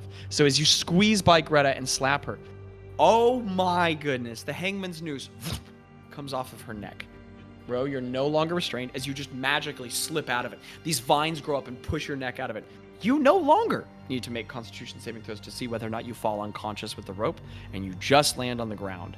That's phenomenal. Landon, it's crazy how huge that move was. That was killer, dude. Anything else with your turn? Oh, that's so Yeah, I'm gonna bonus action Vicious Mockery the Bezorzal Bazz. Okay. You don't have to have a line. You're sick and tired. Is there anything? No, I just kind of grunt at him, but better than he does. Sure. Like I grunt You better could than he shout does, and he knows it. Better. You bony, sandy, sad turd. But a grunt also works. What is he making? You bony, sandy, sade turd, and then he makes it's Vicious Mockery, right? Yes. It's like a Wisdom save, Wisdom? I believe. I think so. My spell save is 19. Yeah, I don't think he's... Oh. He got a 19. What does that mean? Daggone, that means he wins. Does he suffer any effects? That means or- nothing happens. No, nothing happens. Okay. Yappa. Okay. Yappa. Hey, what are you chewing on? Oh? Okay. I was hungry. I'm sorry. Bazz, the face you get back from it again is not defiant or hateful, but just sorrowful. As it hates every moment of its existence more than you do. And next up in initiative, So depressing. we go to Madam Meescore. Let's see how that goofy little goober is doing. Sorry, I was muted. I want to use my movement to go back to be where I was next to Craig. Yes. Okay, got you. Right here? Yeah, right there. Okay. Oh, I forgot you have stupid high movement. Yeah, you have more than enough. Plus, that would have only been 20 anyway. Yeah. Wait, if Well, I extra have, 45 do anyway. I Doesn't matter. have You have a freedom 20. of movement now? Just out of. Yes, you have freedom of So movement. what does that mean? It means you can no longer be restrained or grappled for magical or Okay. non-magical constraints. Magical Wonderful. effect on you. She I No, think no, as she magic- fell, she kind of grabbed onto Bozz's hand for a second and then got back up.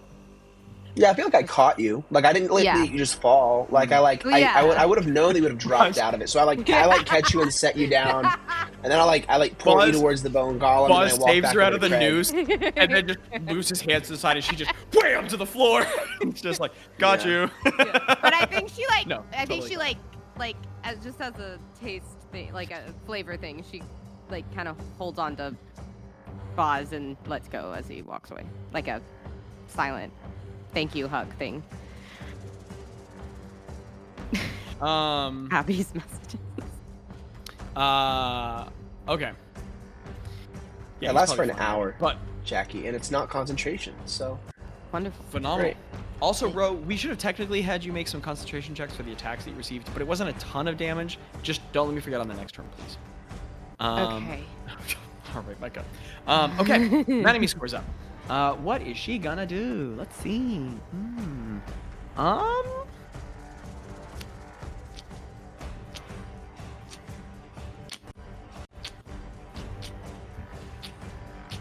I mean, you guys came out swinging.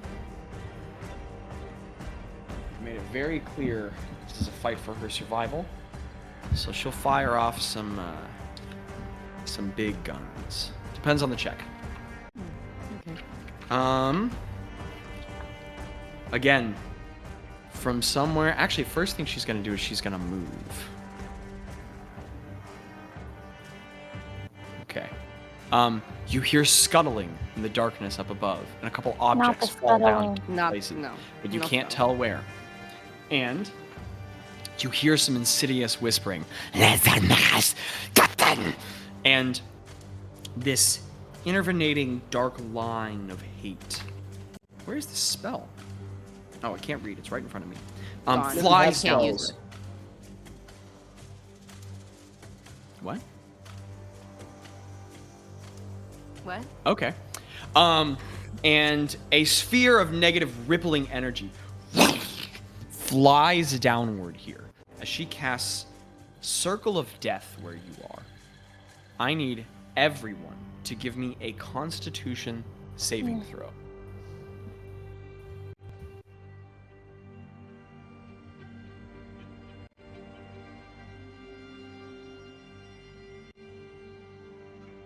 That is a 12 from Greta. And a... Oh my gosh. And a 4 from Tello. But Tello's hidden. But it doesn't matter. But if it matters, he's hidden. Just checking. I have to check. Zach, I can't use a bonus action right now, can I? No, you could use a reaction, but not a bonus action. Can I use a Sure, reaction? You can use a reaction? It's okay. Do I tell you what I rolled first, or do I need to? Let's tell start you? with that. Let's start with that. Okay. Thank you, I Micah. rolled a 17. These 17s on con saves, man. I don't know what's going on. Good roll, Micah. That's a great roll. 21. 21. Micah, you will save. And Bazz, you got the 20, right? I did get a 20, yes. Okay. So, Craig and Bazz both save. So does the Bezorzalbaz, because it is also on them. And She's so mean. She's so mean. What about she's the And the the golem? Bone Golem and everyone else fail. I'd like to use a reaction, though. So, as she... Okay, does it change the spell going off? I think this use is about reaction you as turning. well, It changes the but damage, but... Just for you or for everybody else? If I understand... Is this harmonic reconstruction? Yes. It's just for you. So, let me go ahead and roll the damage. We'll move from there. Okay. Bazz, what is your reaction? she has to do an intelligence save. I can wait. Okay. I can divide the total reduced damage into equal parts, rounded down between myself and up to 3 allied creatures. Okay, so. Okay. I'm going to roll damage against everybody, right? I'll tell you guys the damage you receive, and then Ro, for the damage that you'll roll, you'll reduce, and then you'll figure out how you want to make that healing. So, here's the damage everyone takes, and then Bazz will do your thing, and then we'll do Ro's thing. Wow! I rolled really low. That's kind of a bummer. But I guess I'm happy all my players are fine. 15, 20. With Circle of Death, everyone takes 23 points of necrotic damage as it ripples out all over all of you. So Craig and Bazz, you'll both take half, which is... So 11? 23. Yeah, 11. 11. 23 for everyone else. So 11 for the Zorza Bazz. Yes. So it's actually just... I make an ability check. Oh! The Bone Golem's immune. It doesn't take any damage.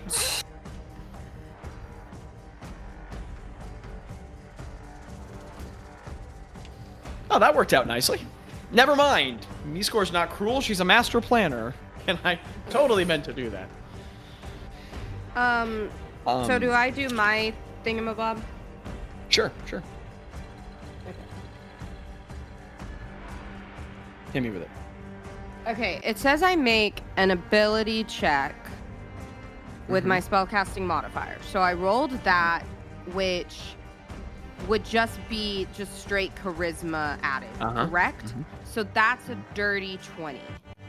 Nice. So it says the DC of which is equal to 30 minus your bard level. So 30 minus my bard level is... That's... You pass. Okay. So that's 16. You got a 20. Okay. You pass. So if I succeed, I reduce the amount of damage that I received by my bard level plus spellcasting modifier.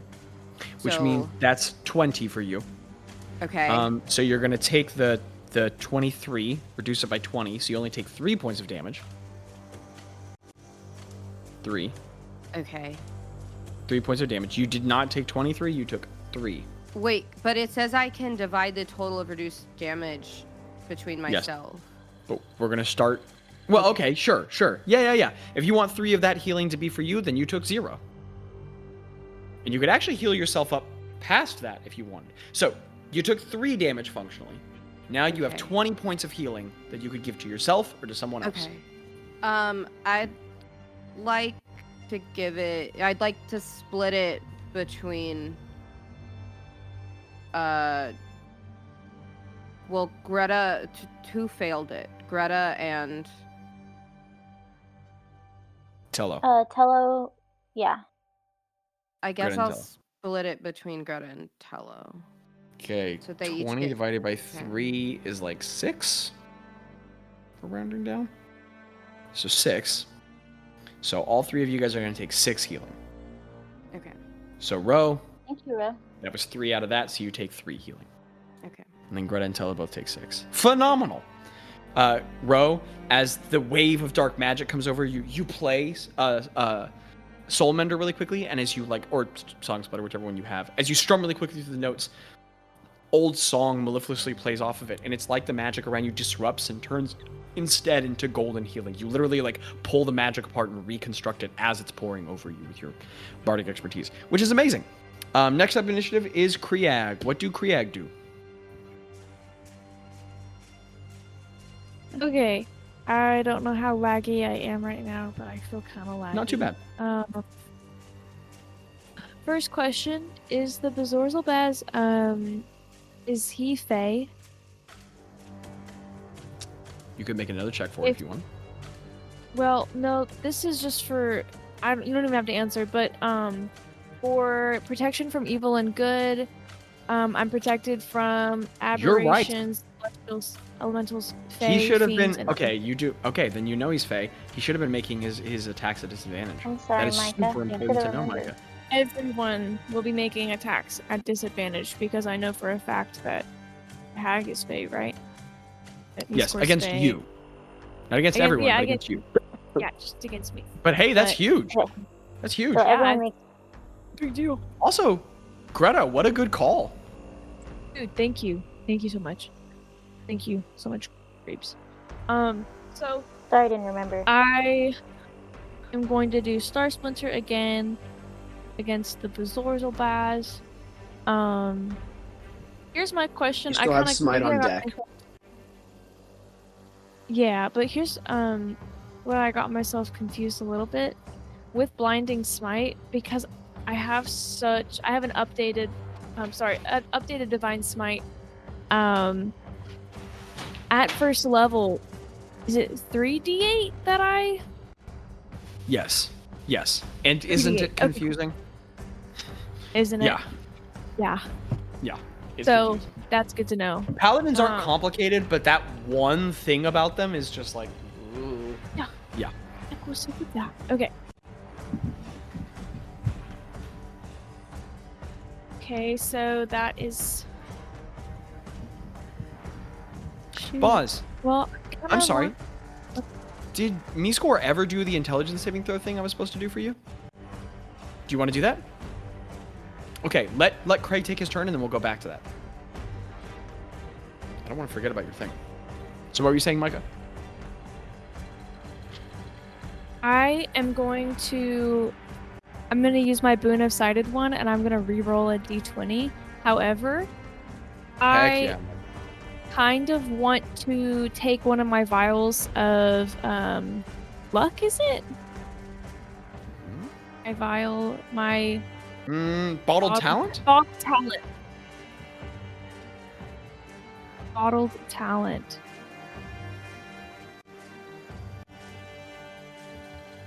And what are you wanting to do with that?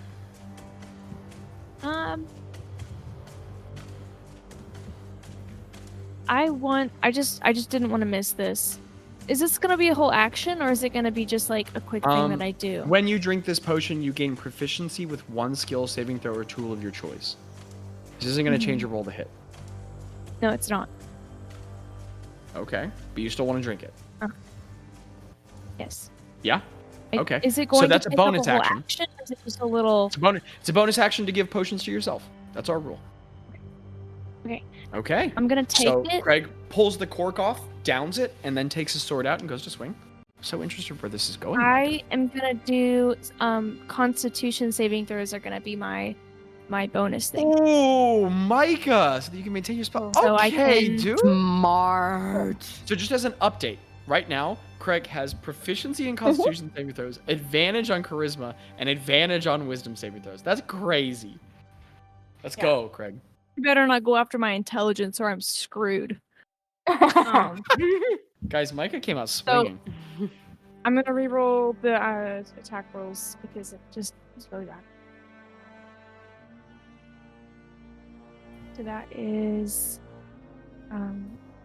17. Micah 17 will just hit. That's a nat 20. Ooh. So that would be Oh. 31. Micah went from a 17 to a 31. That's crazy.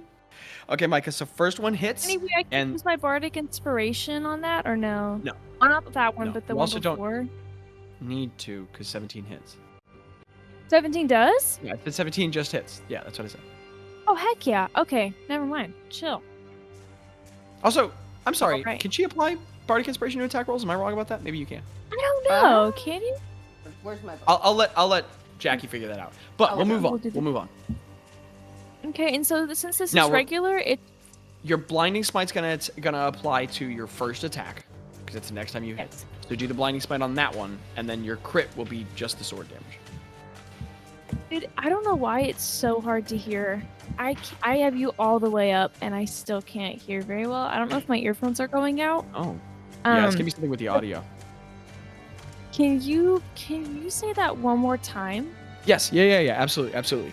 So you hit twice.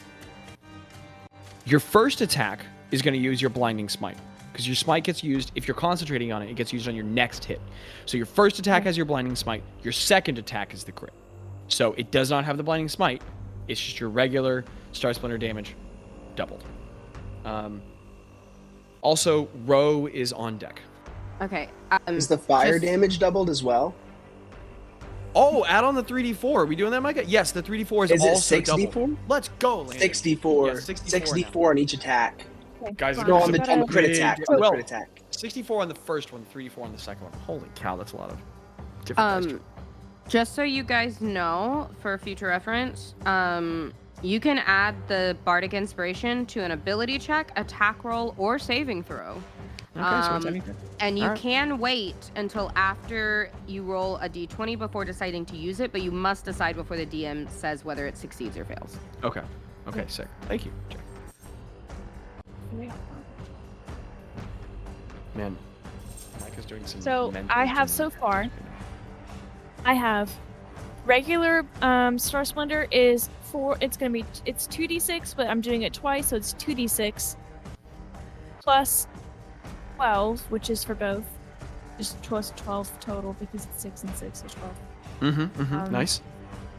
And then am I able to do Divine Smite for both of the attacks or just one? No, you can only pump it into one, sadly. Just one. Yeah. Okay, so I'm doing it at the second level, so it'll be 4d8, and then I'll also do the 6d4 for the fire. Yes. Oh Now, my gosh. hold on, That's a Micah. lot. I'm going to give you one more variable. I'm so sorry. Yeah. Give me your radiant damage separately. When you roll your radiant, tell me that number on its own. Those are your smite numbers. When you do your divine smite, give me that number separately. Okay. What was it? It never gets easier. It never gets easier. I don't know. Well, Micah, I think it just got harder. It's like what you're usually doing, but we put 2 new variables in. Hold on, I have to write this down. Oh, get 'em, Hold Abby. on. I'm Get 'em with doing the gremlin math noise. now. No, that's okay. That's okay. If anyone wants to narrate an emotion or a mental space, or I'm just trying to frown less. Greta is not. Greta's probably scowling. Got her teeth bared. But Abby is trying to frown less because I realize I frown a lot. well, But Greta's like hunched over with her teeth bared. Abby, I think you're a great frowner. Oh, thanks. Abby, you're a frowner, but not a downer. Thank you. I'll be here on that. And I'm just the tiny little guy who gives you advice sometimes that you sometimes put in the abyss. Sometimes, I'm no, putting him on sometimes he resume. goes into the abyss. So does it go into the And we abyss? can't Yes, find Mike. him. Do you want me to leave it just the natural radiant damage without the add-ons at all? Well, tell me the radiant, then tell me everything else. Because if I'm not mistaken, there's slashing and radiant damage. Yes, but then- just give me the radiant number. That would be and everything else. I rolled in 5, so I guess that's 10. Okay. All right, then you can give me everything else. A d6, right? Yeah. So then everything else. All right. I'll explain that in a So- second. Oops.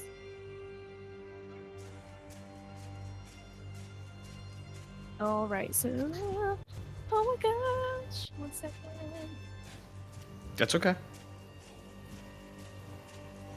Anything going through Rose's headspace right now? Yeah, she's looking up at the you said there was floating like lights. Chandeliers. Yeah, there's chandeliers Yeah. floating overhead. Yeah, right she's over looking here up at or those. right over here? Hello. Oh, right over. Sorry. How far up are they? 15 feet up. They're 15 feet And the up from darkness us? starts another 5 feet past that. Okay. Okay. She's contemplating some things. Doing some maths. I was gonna do something. But I don't remember what now.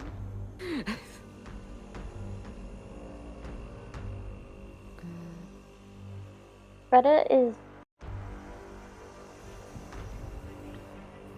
really locked in, but I think like she's like extra uncomfortable, not just because this is such an uncomfortable setting, but I think she feels a little weird about like fighting a hag, and she's remembering the first time that they came in and how like different things are from now and then. Just like in herself, her relationship or her relationship with hags, like it's just all incredibly different. And I think for the days leading up to this, she was feeling like incredibly like heavy and kind of conflicted, but she knows what has to be done. So Good question. Absolutely. Yes, Micah. So, do I have proficiency with Star Splinter now? Always have. Okay. 1 second. So that's not 12.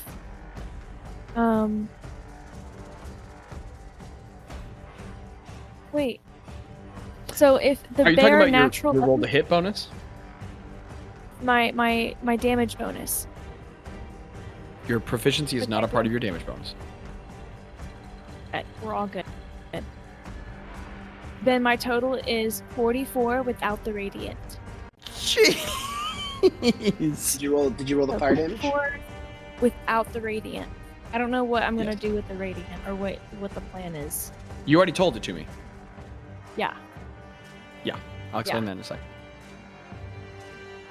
That's a lot of damage, Micah. So Craig, what does it look like as you cut this thing open horribly twice? And then I'll do some explaining. Did you roll the fire damage too? I did. Yeah, she rolled all the d4s. Got it, okay. So I am going to actually, when I'm hitting it, I forgot I'm also using the cosmic instrument. Yeah. Yes. So I can add damage again to that. I can use my. You may add an amount of damage equal to your charisma modifier. Yes, be correct. Successful, which is really sad because my charisma modifier right now is 1. And Dude, damage is damage. So I'm Hey, adding. is it extra that damage? 2 Awesome. or 1? That'll Yes, be 2 yeah, 2. because it's for both Both attacks. attacks. Dude, 2 more damage. That is not nothing, Broham. So 2 damage decides combat sometimes. am throwing. I honestly am just throwing the sword around as much as I can. I am Excellent. Craig, purposefully knocking off stuff too on the wall. you do not deal 55 damage in a turn. You deal 75 damage. Because you find that radiant damage you dealt a lot more damage than you thought it was supposed to. Turns out the Bazz might be vulnerable to radiant damage. Heck yeah. And 75 might be Craig's new damage record. So I'm going to write that down. Also, just as a reminder, Micah, I'm not telling you what to do. You live your dreams. You did totally just find out the the creature you're fighting is vulnerable to radiant damage, and you do have some really high-level divine smites you could pump in. But you live your dreams, just pointing that out to you.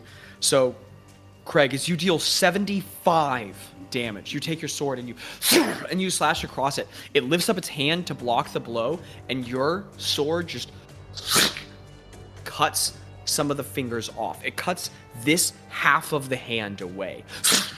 And as the bottom half of those metacarpal bones and the fingers to the floor, sand just starts pouring out of the Bazz. It roars at you and takes a step forward with a lunging hand. As you come along with another huge swing, Star Splinter just catches in its leg and it stops there for a second on the bone. The Bezorzal Bazz looks at you, and as you roar with power, there's another flare of golden light, and you cut its leg off from below the femur, and it falls to the ground with one leg on another side, and then a femur and a knee only on the left. The Bezorzal Bazz is down to one leg. It now only has a movement of 10 feet, and you have bloodied it. Ooh, rock on. 75 damage in a single turn. So, not telling you what to do with your life, but if you wanted to pop a gigantic spell in the next one, who knows what kind of damage you could get. All right. Next up in initiative, that was an incredible turn. Next up in the initiative, we're going to go to Ro. What are you doing? Hey, it's me.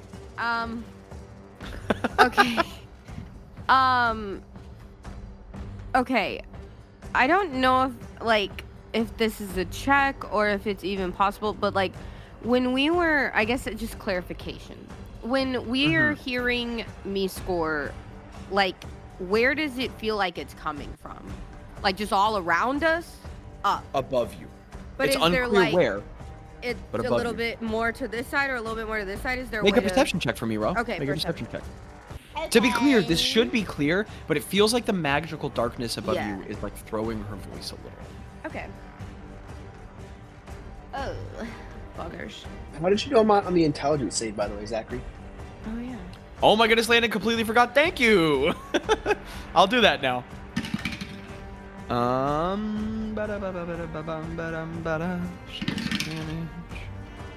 not very good. 14. Fails. Phenomenal. She takes Tell me what 1d12 the result is. damage. Hey, great. That's This is for, the Mad Prince thing, right? Yeah. Excellent. And so a little bit of green wild energy sparks out from my eyes and goes to her. Phenomenal. And she takes 4 psychic damage. Somewhere in the darkness, there's a shuddering wince. That's an 18 for perception. Ro, with an 18, you feel like it's coming she slightly bloody? more from this half of the building. Yes, she falls dead from the ceiling. Turns out, she only had 2 hit points. All right, phenomenal. Okay. Okay. Ro, what are you doing? Yeah. So you feel like slightly from that side. Okay. I'm going to. I have to look at what. Okay. I don't know where the There's a lot going sheet on, dude. is that I need. The Bezorzal Bazz is up, but after that will be Tello, then the Bone Golem, then Gretta, if we're trying to ready turns. I'm so ready. I'm also. I'm looking for the stats of something, but I can't. Like for something I might want to turn into. No. No. Okay. Ro is going to. Okay. There's no way to know how far up it is. Mm-hmm. Real stinky binky. Is there a candelabra? What? Yes. Oh, is there a candelabra like towards that side of the room, or is the only one in the center and Yes, then there's no more there light? is a candelabra right here and But right here. But not one over. Sorry, I was literally pointing with my mouse like you could see that. Had my mouse over where I was talking about. That was stupid. Like, I but cannot near, see it. beside the, like on the other side of the Bezorzal Bazz, there's no light sources. There's at not. all. No, that's why it's so dark over there. Yeah. Okay. Then I am going. This lady. I want to. Maybe we could see her. But it's only 15 feet above. That's a bad choice. That's a bad choice. I'm so sorry. Okay, Ro is gonna go. Ro is gonna move up. Just. Oh, but that's gonna. Is that gonna be attack of opportunity if I move away from Monkey Man? Yes. Ah. Okay, I'm so sorry. I'm sorry, Jackie, but what are we doing with our turn? I may have to move on soon. Yeah. Okay. So Oh, you know what? so I'm just scary. gonna turn. I'm just gonna turn to Monkey Man because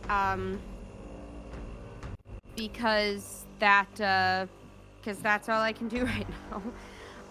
And I'm going to cast Shatter on him at the 3rd level. Okay. You are aware you're not going to be able to cast it on him without casting it on Tello. Literally. I'm gonna cast. Thank you. I'm gonna cast Cut on him, and then as a bonus action, with that, I'm gonna hit him with my Song Splitter. Excellent. Okay. So what am I saving throw am I making? With a soft whisper, you strike outward at a creature within range, dealing 1d6 slashing damage. I don't think it's a. Is it not? Is this with your axe? No, this is the spell Cut. Yes. No, this It just happened. works. It just happened. So it's gonna be 3d6. Dang, dude. And this is magical slashing. Yeah. Okay. So he just takes the damage. That's awesome. That's gonna be 7 points. Sorry, of slashing damage to him. Phenomenal. And then as a bonus action, I'm gonna hit him with Song Splitter. Hit him with the Song Splitter.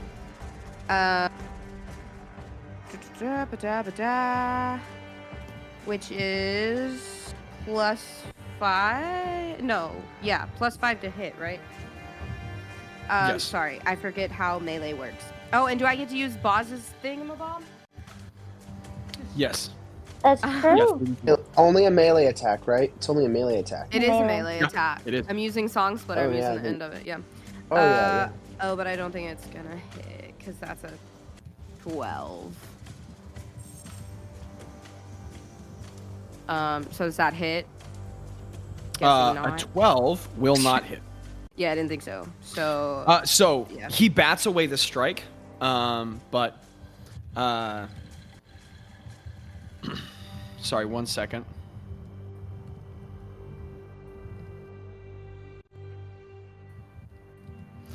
So he bats away the strike, but as you play the chord aggressively, the cut still etches across the bones, and they are fragmented and damaged. Okay. Okay, so that's your whole turn. Yeah, because I bonus action. 'Kay. So. Goes to the Bzorzalbaz.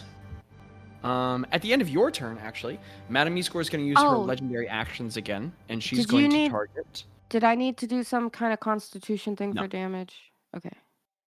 Did you take damage? Well, Well, no, You're you had concentrating. reminded me. I'm sorry, I- not to be The next a- time you take damage. Oh. The next time you take okay. damage. Understood. Y'all, let me hold on. Okay, understood. Let me know what you guys can message your feedback to the conversation in chat, and I'll continue with where we're going with this scenario. At the end of her turn, Meescore is going to she's going to use her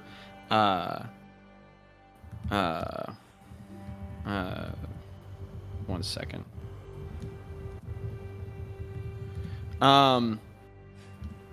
She's going to use her legendary actions on.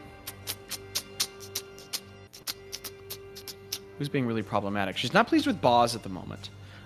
So she's. Oh no, she doesn't have. No, she only has Gretta's blood. Yeah, she's going to use Blood Curdle on Gretta again.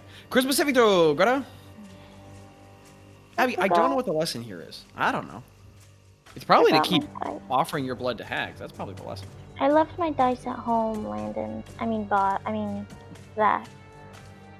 You don't need dice for D&D. Oh, shoot, you do. Dang it. That got by me. That was supposed to be funny, not sassy. It might have come up sassy. It's supposed to be fun. But if you want, I can roll for you. Can you hear me? I'm rolling. Oh, I thought you left your dice. No, I think she was just saying that as a joke. Oh, she's physically not had her dice so many times I thought she was being serious. How else would I What'd you get roll on all of the other rolls in the session? I don't know. How does a 5? USB. Try a 5 out for size. Five's not gonna do it, buddy. Five's not gonna do it. If I Five's bite not gonna her, do it. So that's going to if you've got a 60-foot range on your bite attack. Yeah, I do. I got a lot. You're gonna take another 8d6 of necrotic. Oh my gosh. Ooh, that was kind of a high roll. No, actually, it was pretty medium. 15, 20, 21 points of necrotic damage. No. As again, the blood inside of you is wrenched around in your veins, and you double over coughing. You just hear her really happy laughter from above, satiated cackling. Really Now, pissing me off. it's funny. Now it's the Bazorzalbaz's turn. And it can't really attack anybody but Craig. And that's kind of not working out really well since it's at disadvantage. So now it's going to attack Craig with disadvantage. Those were awful rolls. Craig's, what's your AC again? It's a 21. Yeah, okay. Miss. Let's see with the second one. Okay, we're going to miss with the second one. And... oh! Craig, the disadvantage saved you from another crit. We're going to hit with the third, but only with one of the three.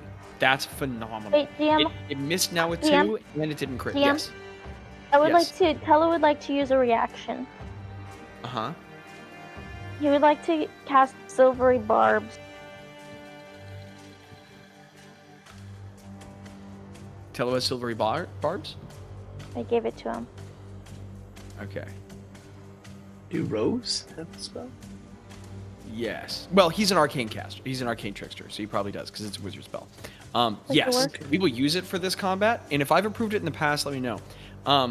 It is a standard 5e spell, so you've done nothing wrong. Completely to your knowledge, you had no way of knowing this. I hate that spell. It's... No. You've done nothing wrong. You could not have possibly known. I think it's the single most broken mechanic in all of D&D, and I'm not even kidding. It's a low-level spell that can rewrite almost any feature ability. You're not even using it that badly here, but its power is incredible for no cost. It's the least balanced thing I've ever seen in the game, to the point that I won't give it to an NPC or an enemy. Now, that being said, you couldn't have possibly known. So, I didn't tell you. You've done nothing wrong. We'll use it today. Let's talk about it in the future. I hate that spell. But sorry. But no. Abby, tonight, use that spell every single time you want to. Because I didn't tell you any different. Let's do this. It just works, right? There's no save. It just happens. Yeah, the triggering creature must re-roll a d20 and use the roller low. Right. Yeah, imposing disadvantage on a creature with no save automatically. First level spell, is that correct? Yeah.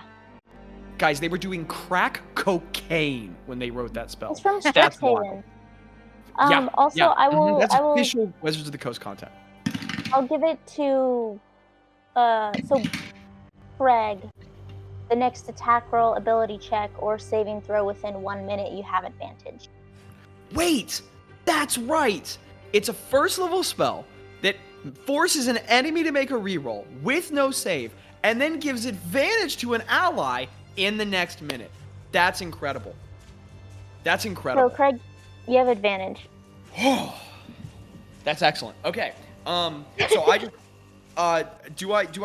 I just roll one more time, right? Yeah. I rolled die 4 more times, but I blacked out from rage and didn't remember any of the rolls, so I'm gonna roll it again. Okay, that misses now. So now the Bazorzalbaz hits you with no attacks. Amazing. So I hate that spell so much. Okay, so the huge swinging attacks by you, Craig. You batter one way with a shield, knock it away with a sword, and as the third one comes at you, Tello just lifts up the blanket and he just whispers, "Oui, baguette," and pulls the blanket back over his head, and the Bazorzalbaz just like bats its head around confused, and then dances, and then pisses a little on the floor and doesn't hit. Aww. Next up in initiative is Tello. What's Tello doing? So, Is Tello unhidden because he cast a spell? Yes. Yes?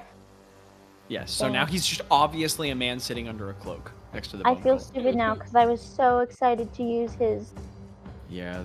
sneak attack. I mean, hey, you saved Craig from a hit. That's worth something. Yeah. Okay. Well, Tello is gonna. He's going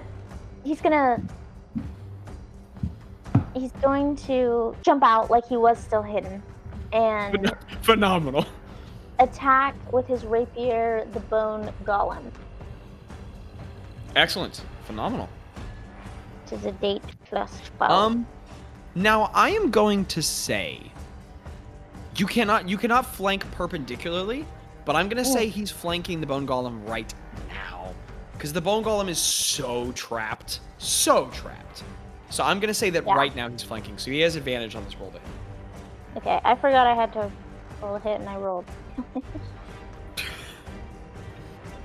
Where's my die? What the heck?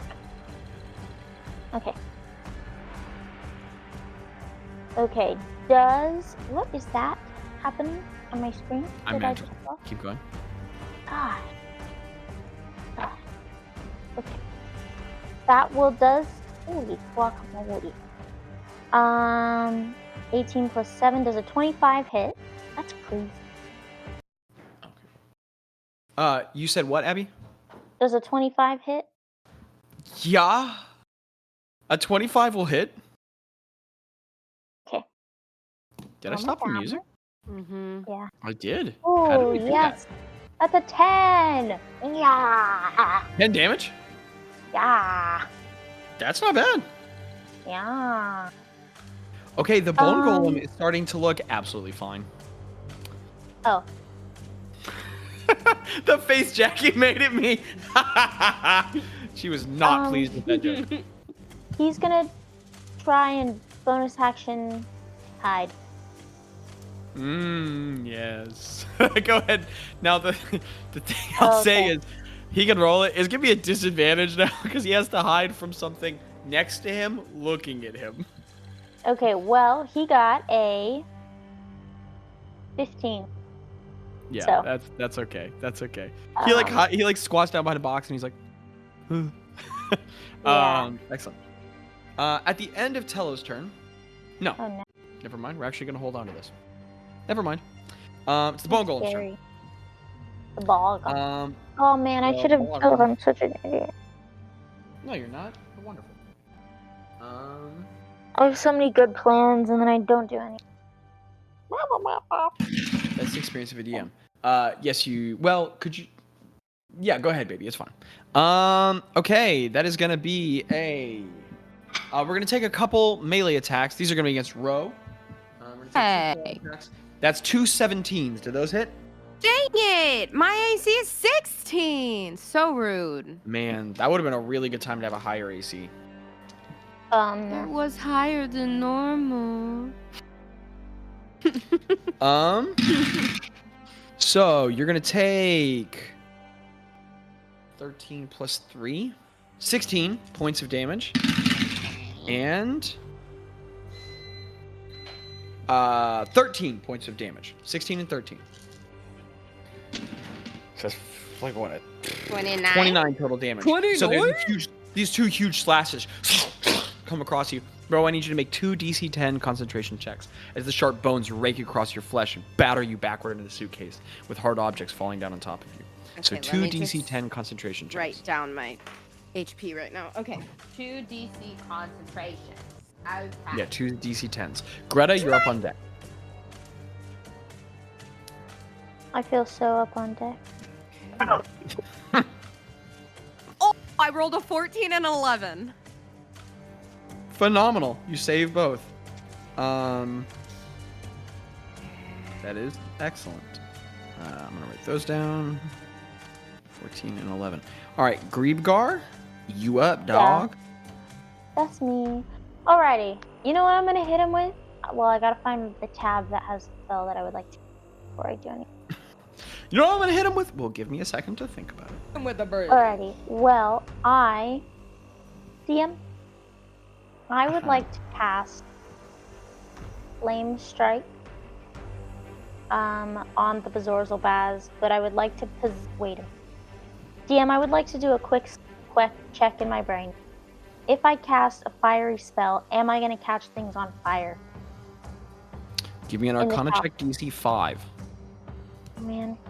Is this going to take my action? No. That'd be such a jerk move. Okay, well, I know. It'd be hilarious if she failed, but I don't think she can. No, I'm not going to. 22. Yes. Because it's a lot of fire. Oh, man, that ruins my... Yeah. Wait, a minute! You Oh, I just... do it anyway? What are you doing, Greta?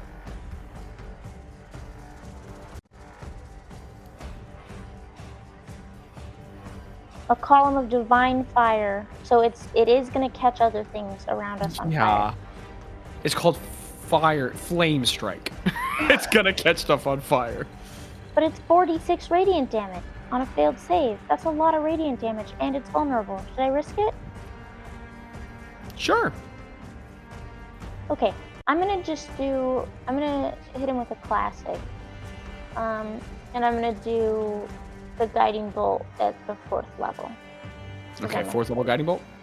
I don't even want to be cool. You got the spell slot marked off? Yep. Dope. Greta, what does it look like as you launch a guiding bolt at him? She's like, dang, I wish this could be fire. Hit him. Phenomenal. Does an 18 hit?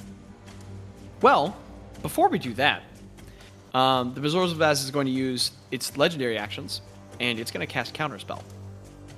So that was a 4th level. So that is a DC 14. You know what I got on my Counterspell roll? 13. 13. So it does not succeed in countering your spell. So as it screams out in baleful magics, you begin being wrapped up in Vithli script that you scream and shatter through as the bolt of light fires through at it. And an 18. Oh yes. Piss your pants. So please.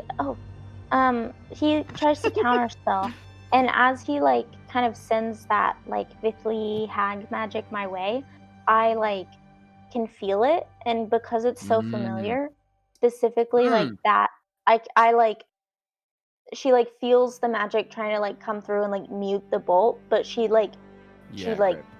maneuvers the bolt through the magic and it gets anyway. Oh, sick, Abby. That's awesome. Dang. And an 18 will hit. Rock on. AC of 17. That's crazy, dude. 70. Oh goodness. 7d6?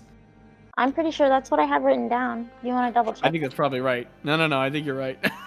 Guiding Bolt's it's wild. It's such a classic. I have Spirit Guardians. I have it on a sticky note. Yeah. Hey, man, if it ain't broke, don't fix it. You gotta make I know, and I'm like so excited for Flame Strike, but whatever. And it would have been perfect, but whatever. It's an amazing spell. It's just the indoors bit.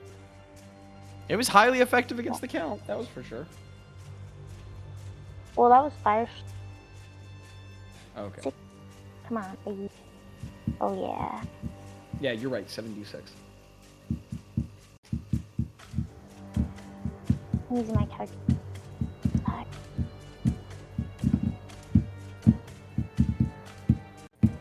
Plus 2, plus 2, plus 5, 6 plus 5, plus 3 plus 2 plus 2, 27. Abby, did you just use a calculator? Yeah. Did you just use a calculator while playing D&D? Yep. Is that not allowed? I don't... Take inspiration. I've been waiting so long for you to do that, and I love it. Use Bless you. Yeah, I know, but one of us has been resisting that for 4 years. You said it was how much, Abby? 27. All right. Greta. Okay, wait. As your guiding bolt fires out. It's radiant damage. It's radiant damage, DM. Yes. Yay! It bursts into him with green and white fire. And after it burns onto him, then it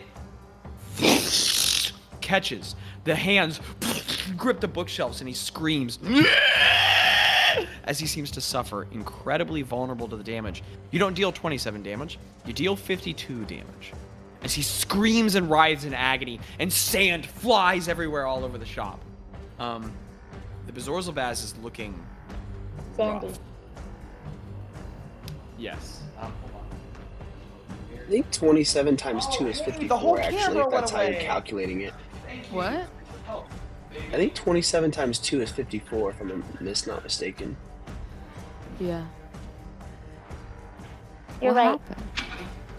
Are you okay? Zach? What happened? Zach, are you alright? No, I died. That's a terminal diagnosis. I won't make it. I'm sorry. It's been good being your DM. I appreciated the time I had with you, but nothing really lasts. And in the end, all things wither and die. This is the way. No, the alarm that goes off every night went off, and then Hoffa walked up to press it, and it turned the screen off and took it to the alarm, and then everything fell apart. And then, if you do anything, and I mean anything, on that phone while it's in Discord, it will undeafen, because that's the rule. So then the feedback was going, and then I managed it, and here we are. What's 27 times 2? Nice. 54. 54. Okay. The Bazz is doing real bad. It's like emaciated. Whole sections of its skin have been burned away. And instead of having internal viscera exposed, it's just hollow bones with an ocean of sand pouring out. A continuous void of sand just pouring and pouring and pouring. Phenomenal. Okay. Next up in initiative. Oh, that was Gretta. So we go back to the top of initiative. I would like someone to roll me in somebody roll me another d20 and tell me if it was an odd or an even roll. Okay, do it, Mikkel. Yeah, do it. Where's Mike? I can't see Mike. I'm so sad. We're going to determine which layer action we use again. An even 16. Okay, so instead of the noose trying to go around someone's neck again, it's probably for the better, we get collapse of the collection. The entire shop begins to shake as Miskor growls and hisses, and items from all across the shop, broken glass, wooden items, metal items start cascading down, raining from down upon you. Like the shelves go up a lot higher than 15 feet before they disappear in a shadow. And I need everyone to make me dexterity saving throws, DC 15. Oh, dexterity. Got a 24. I got a nat 20. Dang. That's a 26. Oh. Oh. Greta got a 4. That's not as good. Tello got a natural 1. Ooh. Do I add a You modifier took to off that? But he's No, so would Craig go? dexterous. The same as Tello. Oh no, buddy! You're caught up in the sand, Craig. Okay, so Greta and Bazz, you guys are both gonna take 10 bludgeoning, slashing, and piercing damage as objects fall on you and scatter and scrape you. It's painful, coming all over your head. No, excuse me. Yeah. No. Tello, Greta, and Craig, you're both going to take 20 damage as hard objects from the collection break and fall and shatter and cut you. Phenomenal. Next up in the initiative, probably with the last turn, is going to be I'm Bob. so sorry. How much damage did Tello and I take? I'm sorry. Yeah. How many? I'm sorry. 20. Okay. Did I take any? I'm sorry. Diggle came in here and is barking and yelling at me. Yes, Ro, you took 10. I did. Okay. Thank you. Sorry. Ro is bloody. Bazz is gonna by the way. point at the. He's gonna point at the bone golem and try to cast banishment. Okay. Ooh, rock on. Phenomenal. Wait, no. Sorry, plane shift. Sorry, Okay. plane shift. My bad. That's a very Same- different spell. Okay. He's gonna pull out his Damascus steel fort that sends to the Tentacle Head people land. Ooh. And he's gonna say, now you need to go. You need to make better right? friends. You need to go make better friends. No, actually.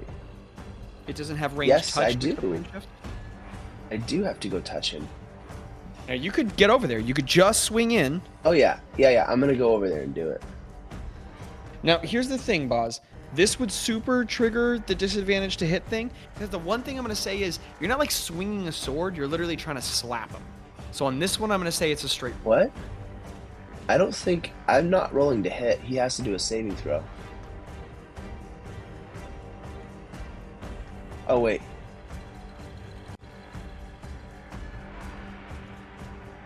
Make a melee spell attack. Yeah. Because if you're trying to hit someone with a spell, you can't just automatically hit them. So. I didn't realize. I thought it was a ranged spell attack. I didn't realize it was melee. Yeah. So it's just one straight roll. All right.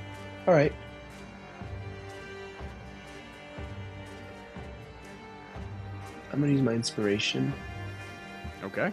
It's probably not a bad time for that. And I will. Oh man. What do I add to it? Your spell attack modifier. My spell attack modifier. Yeah, let me find it real quick. 11. All right. So I rolled a 22. Well, pause. Yeah, that might hit, dude. A 22 might hit the bone golem. So now is it a charisma saving throw from me? It is a charisma saving throw from him. He's not the most charisma. Would you, Bazz, if you had to put a number on his charisma ability score, what might you guess? -1. Good guess. Jackie, a guess? On For who? his total charisma score. What do you think the bone golem's total charisma score is? 1. Yep. He has a 1 for his charisma stat, which is a -5. So he rolled a 17. That's going to turn into a 12. I assume that doesn't save, Bazz? It does not save, no. Yeah. So what does it look like as you banish the bone golem to the far realm? Would it be cooler if I think he falls into the floor. I feel like a tentacle, like a purple tentacle, like grabs his ankles and like pulls him into the floor of the shop, and he disappears. Sick. Bazz, as you reach in between the individuals and put your hand on his shoulder, you squeeze him, and the bone golem turns towards you and hisses, and then the floor beneath him just grows soft. Whoa, scary. And where his feet start to sink, it's like the tendrils of this floor melt up and then turn into 1,000 tiny cilia, pulling up him. And as they divide apart, a massive purple tentacle, not like an octopus, stranger, different, reaches up and just and wrenches him into the floor. And there's one before the floor just around him. Bazz, you are now concentrating on banishment, and he is No. Oh, no, that's that's right. permanent. That's right. It's plane shift. It's permanent. Dude, the monkey's screwed. He's there until he finds a way home, and I don't know if it's worth for me to go there. There's no way he's going back there. He's gone. Oh man. No, he's just screwed. All right. Bonus action, vicious mockery on the Bazz. Excellent. Wisdom save. Wisdom save. Wisdom save. Oh, that's really high. 19 22 or higher beats me. Wow. Yeah. How I but- can do that? With the Bazorzal Bazz, horribly wounded, half the party bloodied, and battling in the darkness of Miskor's shop with her nowhere to be seen and almost untouched. Listeners, that's where we're going to end episode 163 on a cliffhanger. We got some sleepy type party members, some time differences. We're going to call the session there, but the DM's going to take some pictures of the battle map. Everybody, please take 1,000 notes on what was happening, on what you were concentrating on. Please, in your channels, take notes. Take notes on the spell slots you've expended, everything. And we're going to pick up next time, just right back with the combat. So this has been crazy. Guys, me score is down 2 hit points. Or How did we even get her? She's resistant to psychic. I have a damage. plan. I just couldn't. So anyway, but listener, life is an incredible adventure, and you're a very important part of it. Tune in next time to see whether or not the fun guys get to continue to be a part of it. On that note, But you're an important part of it. Bye. That's an incredible story, and you're an important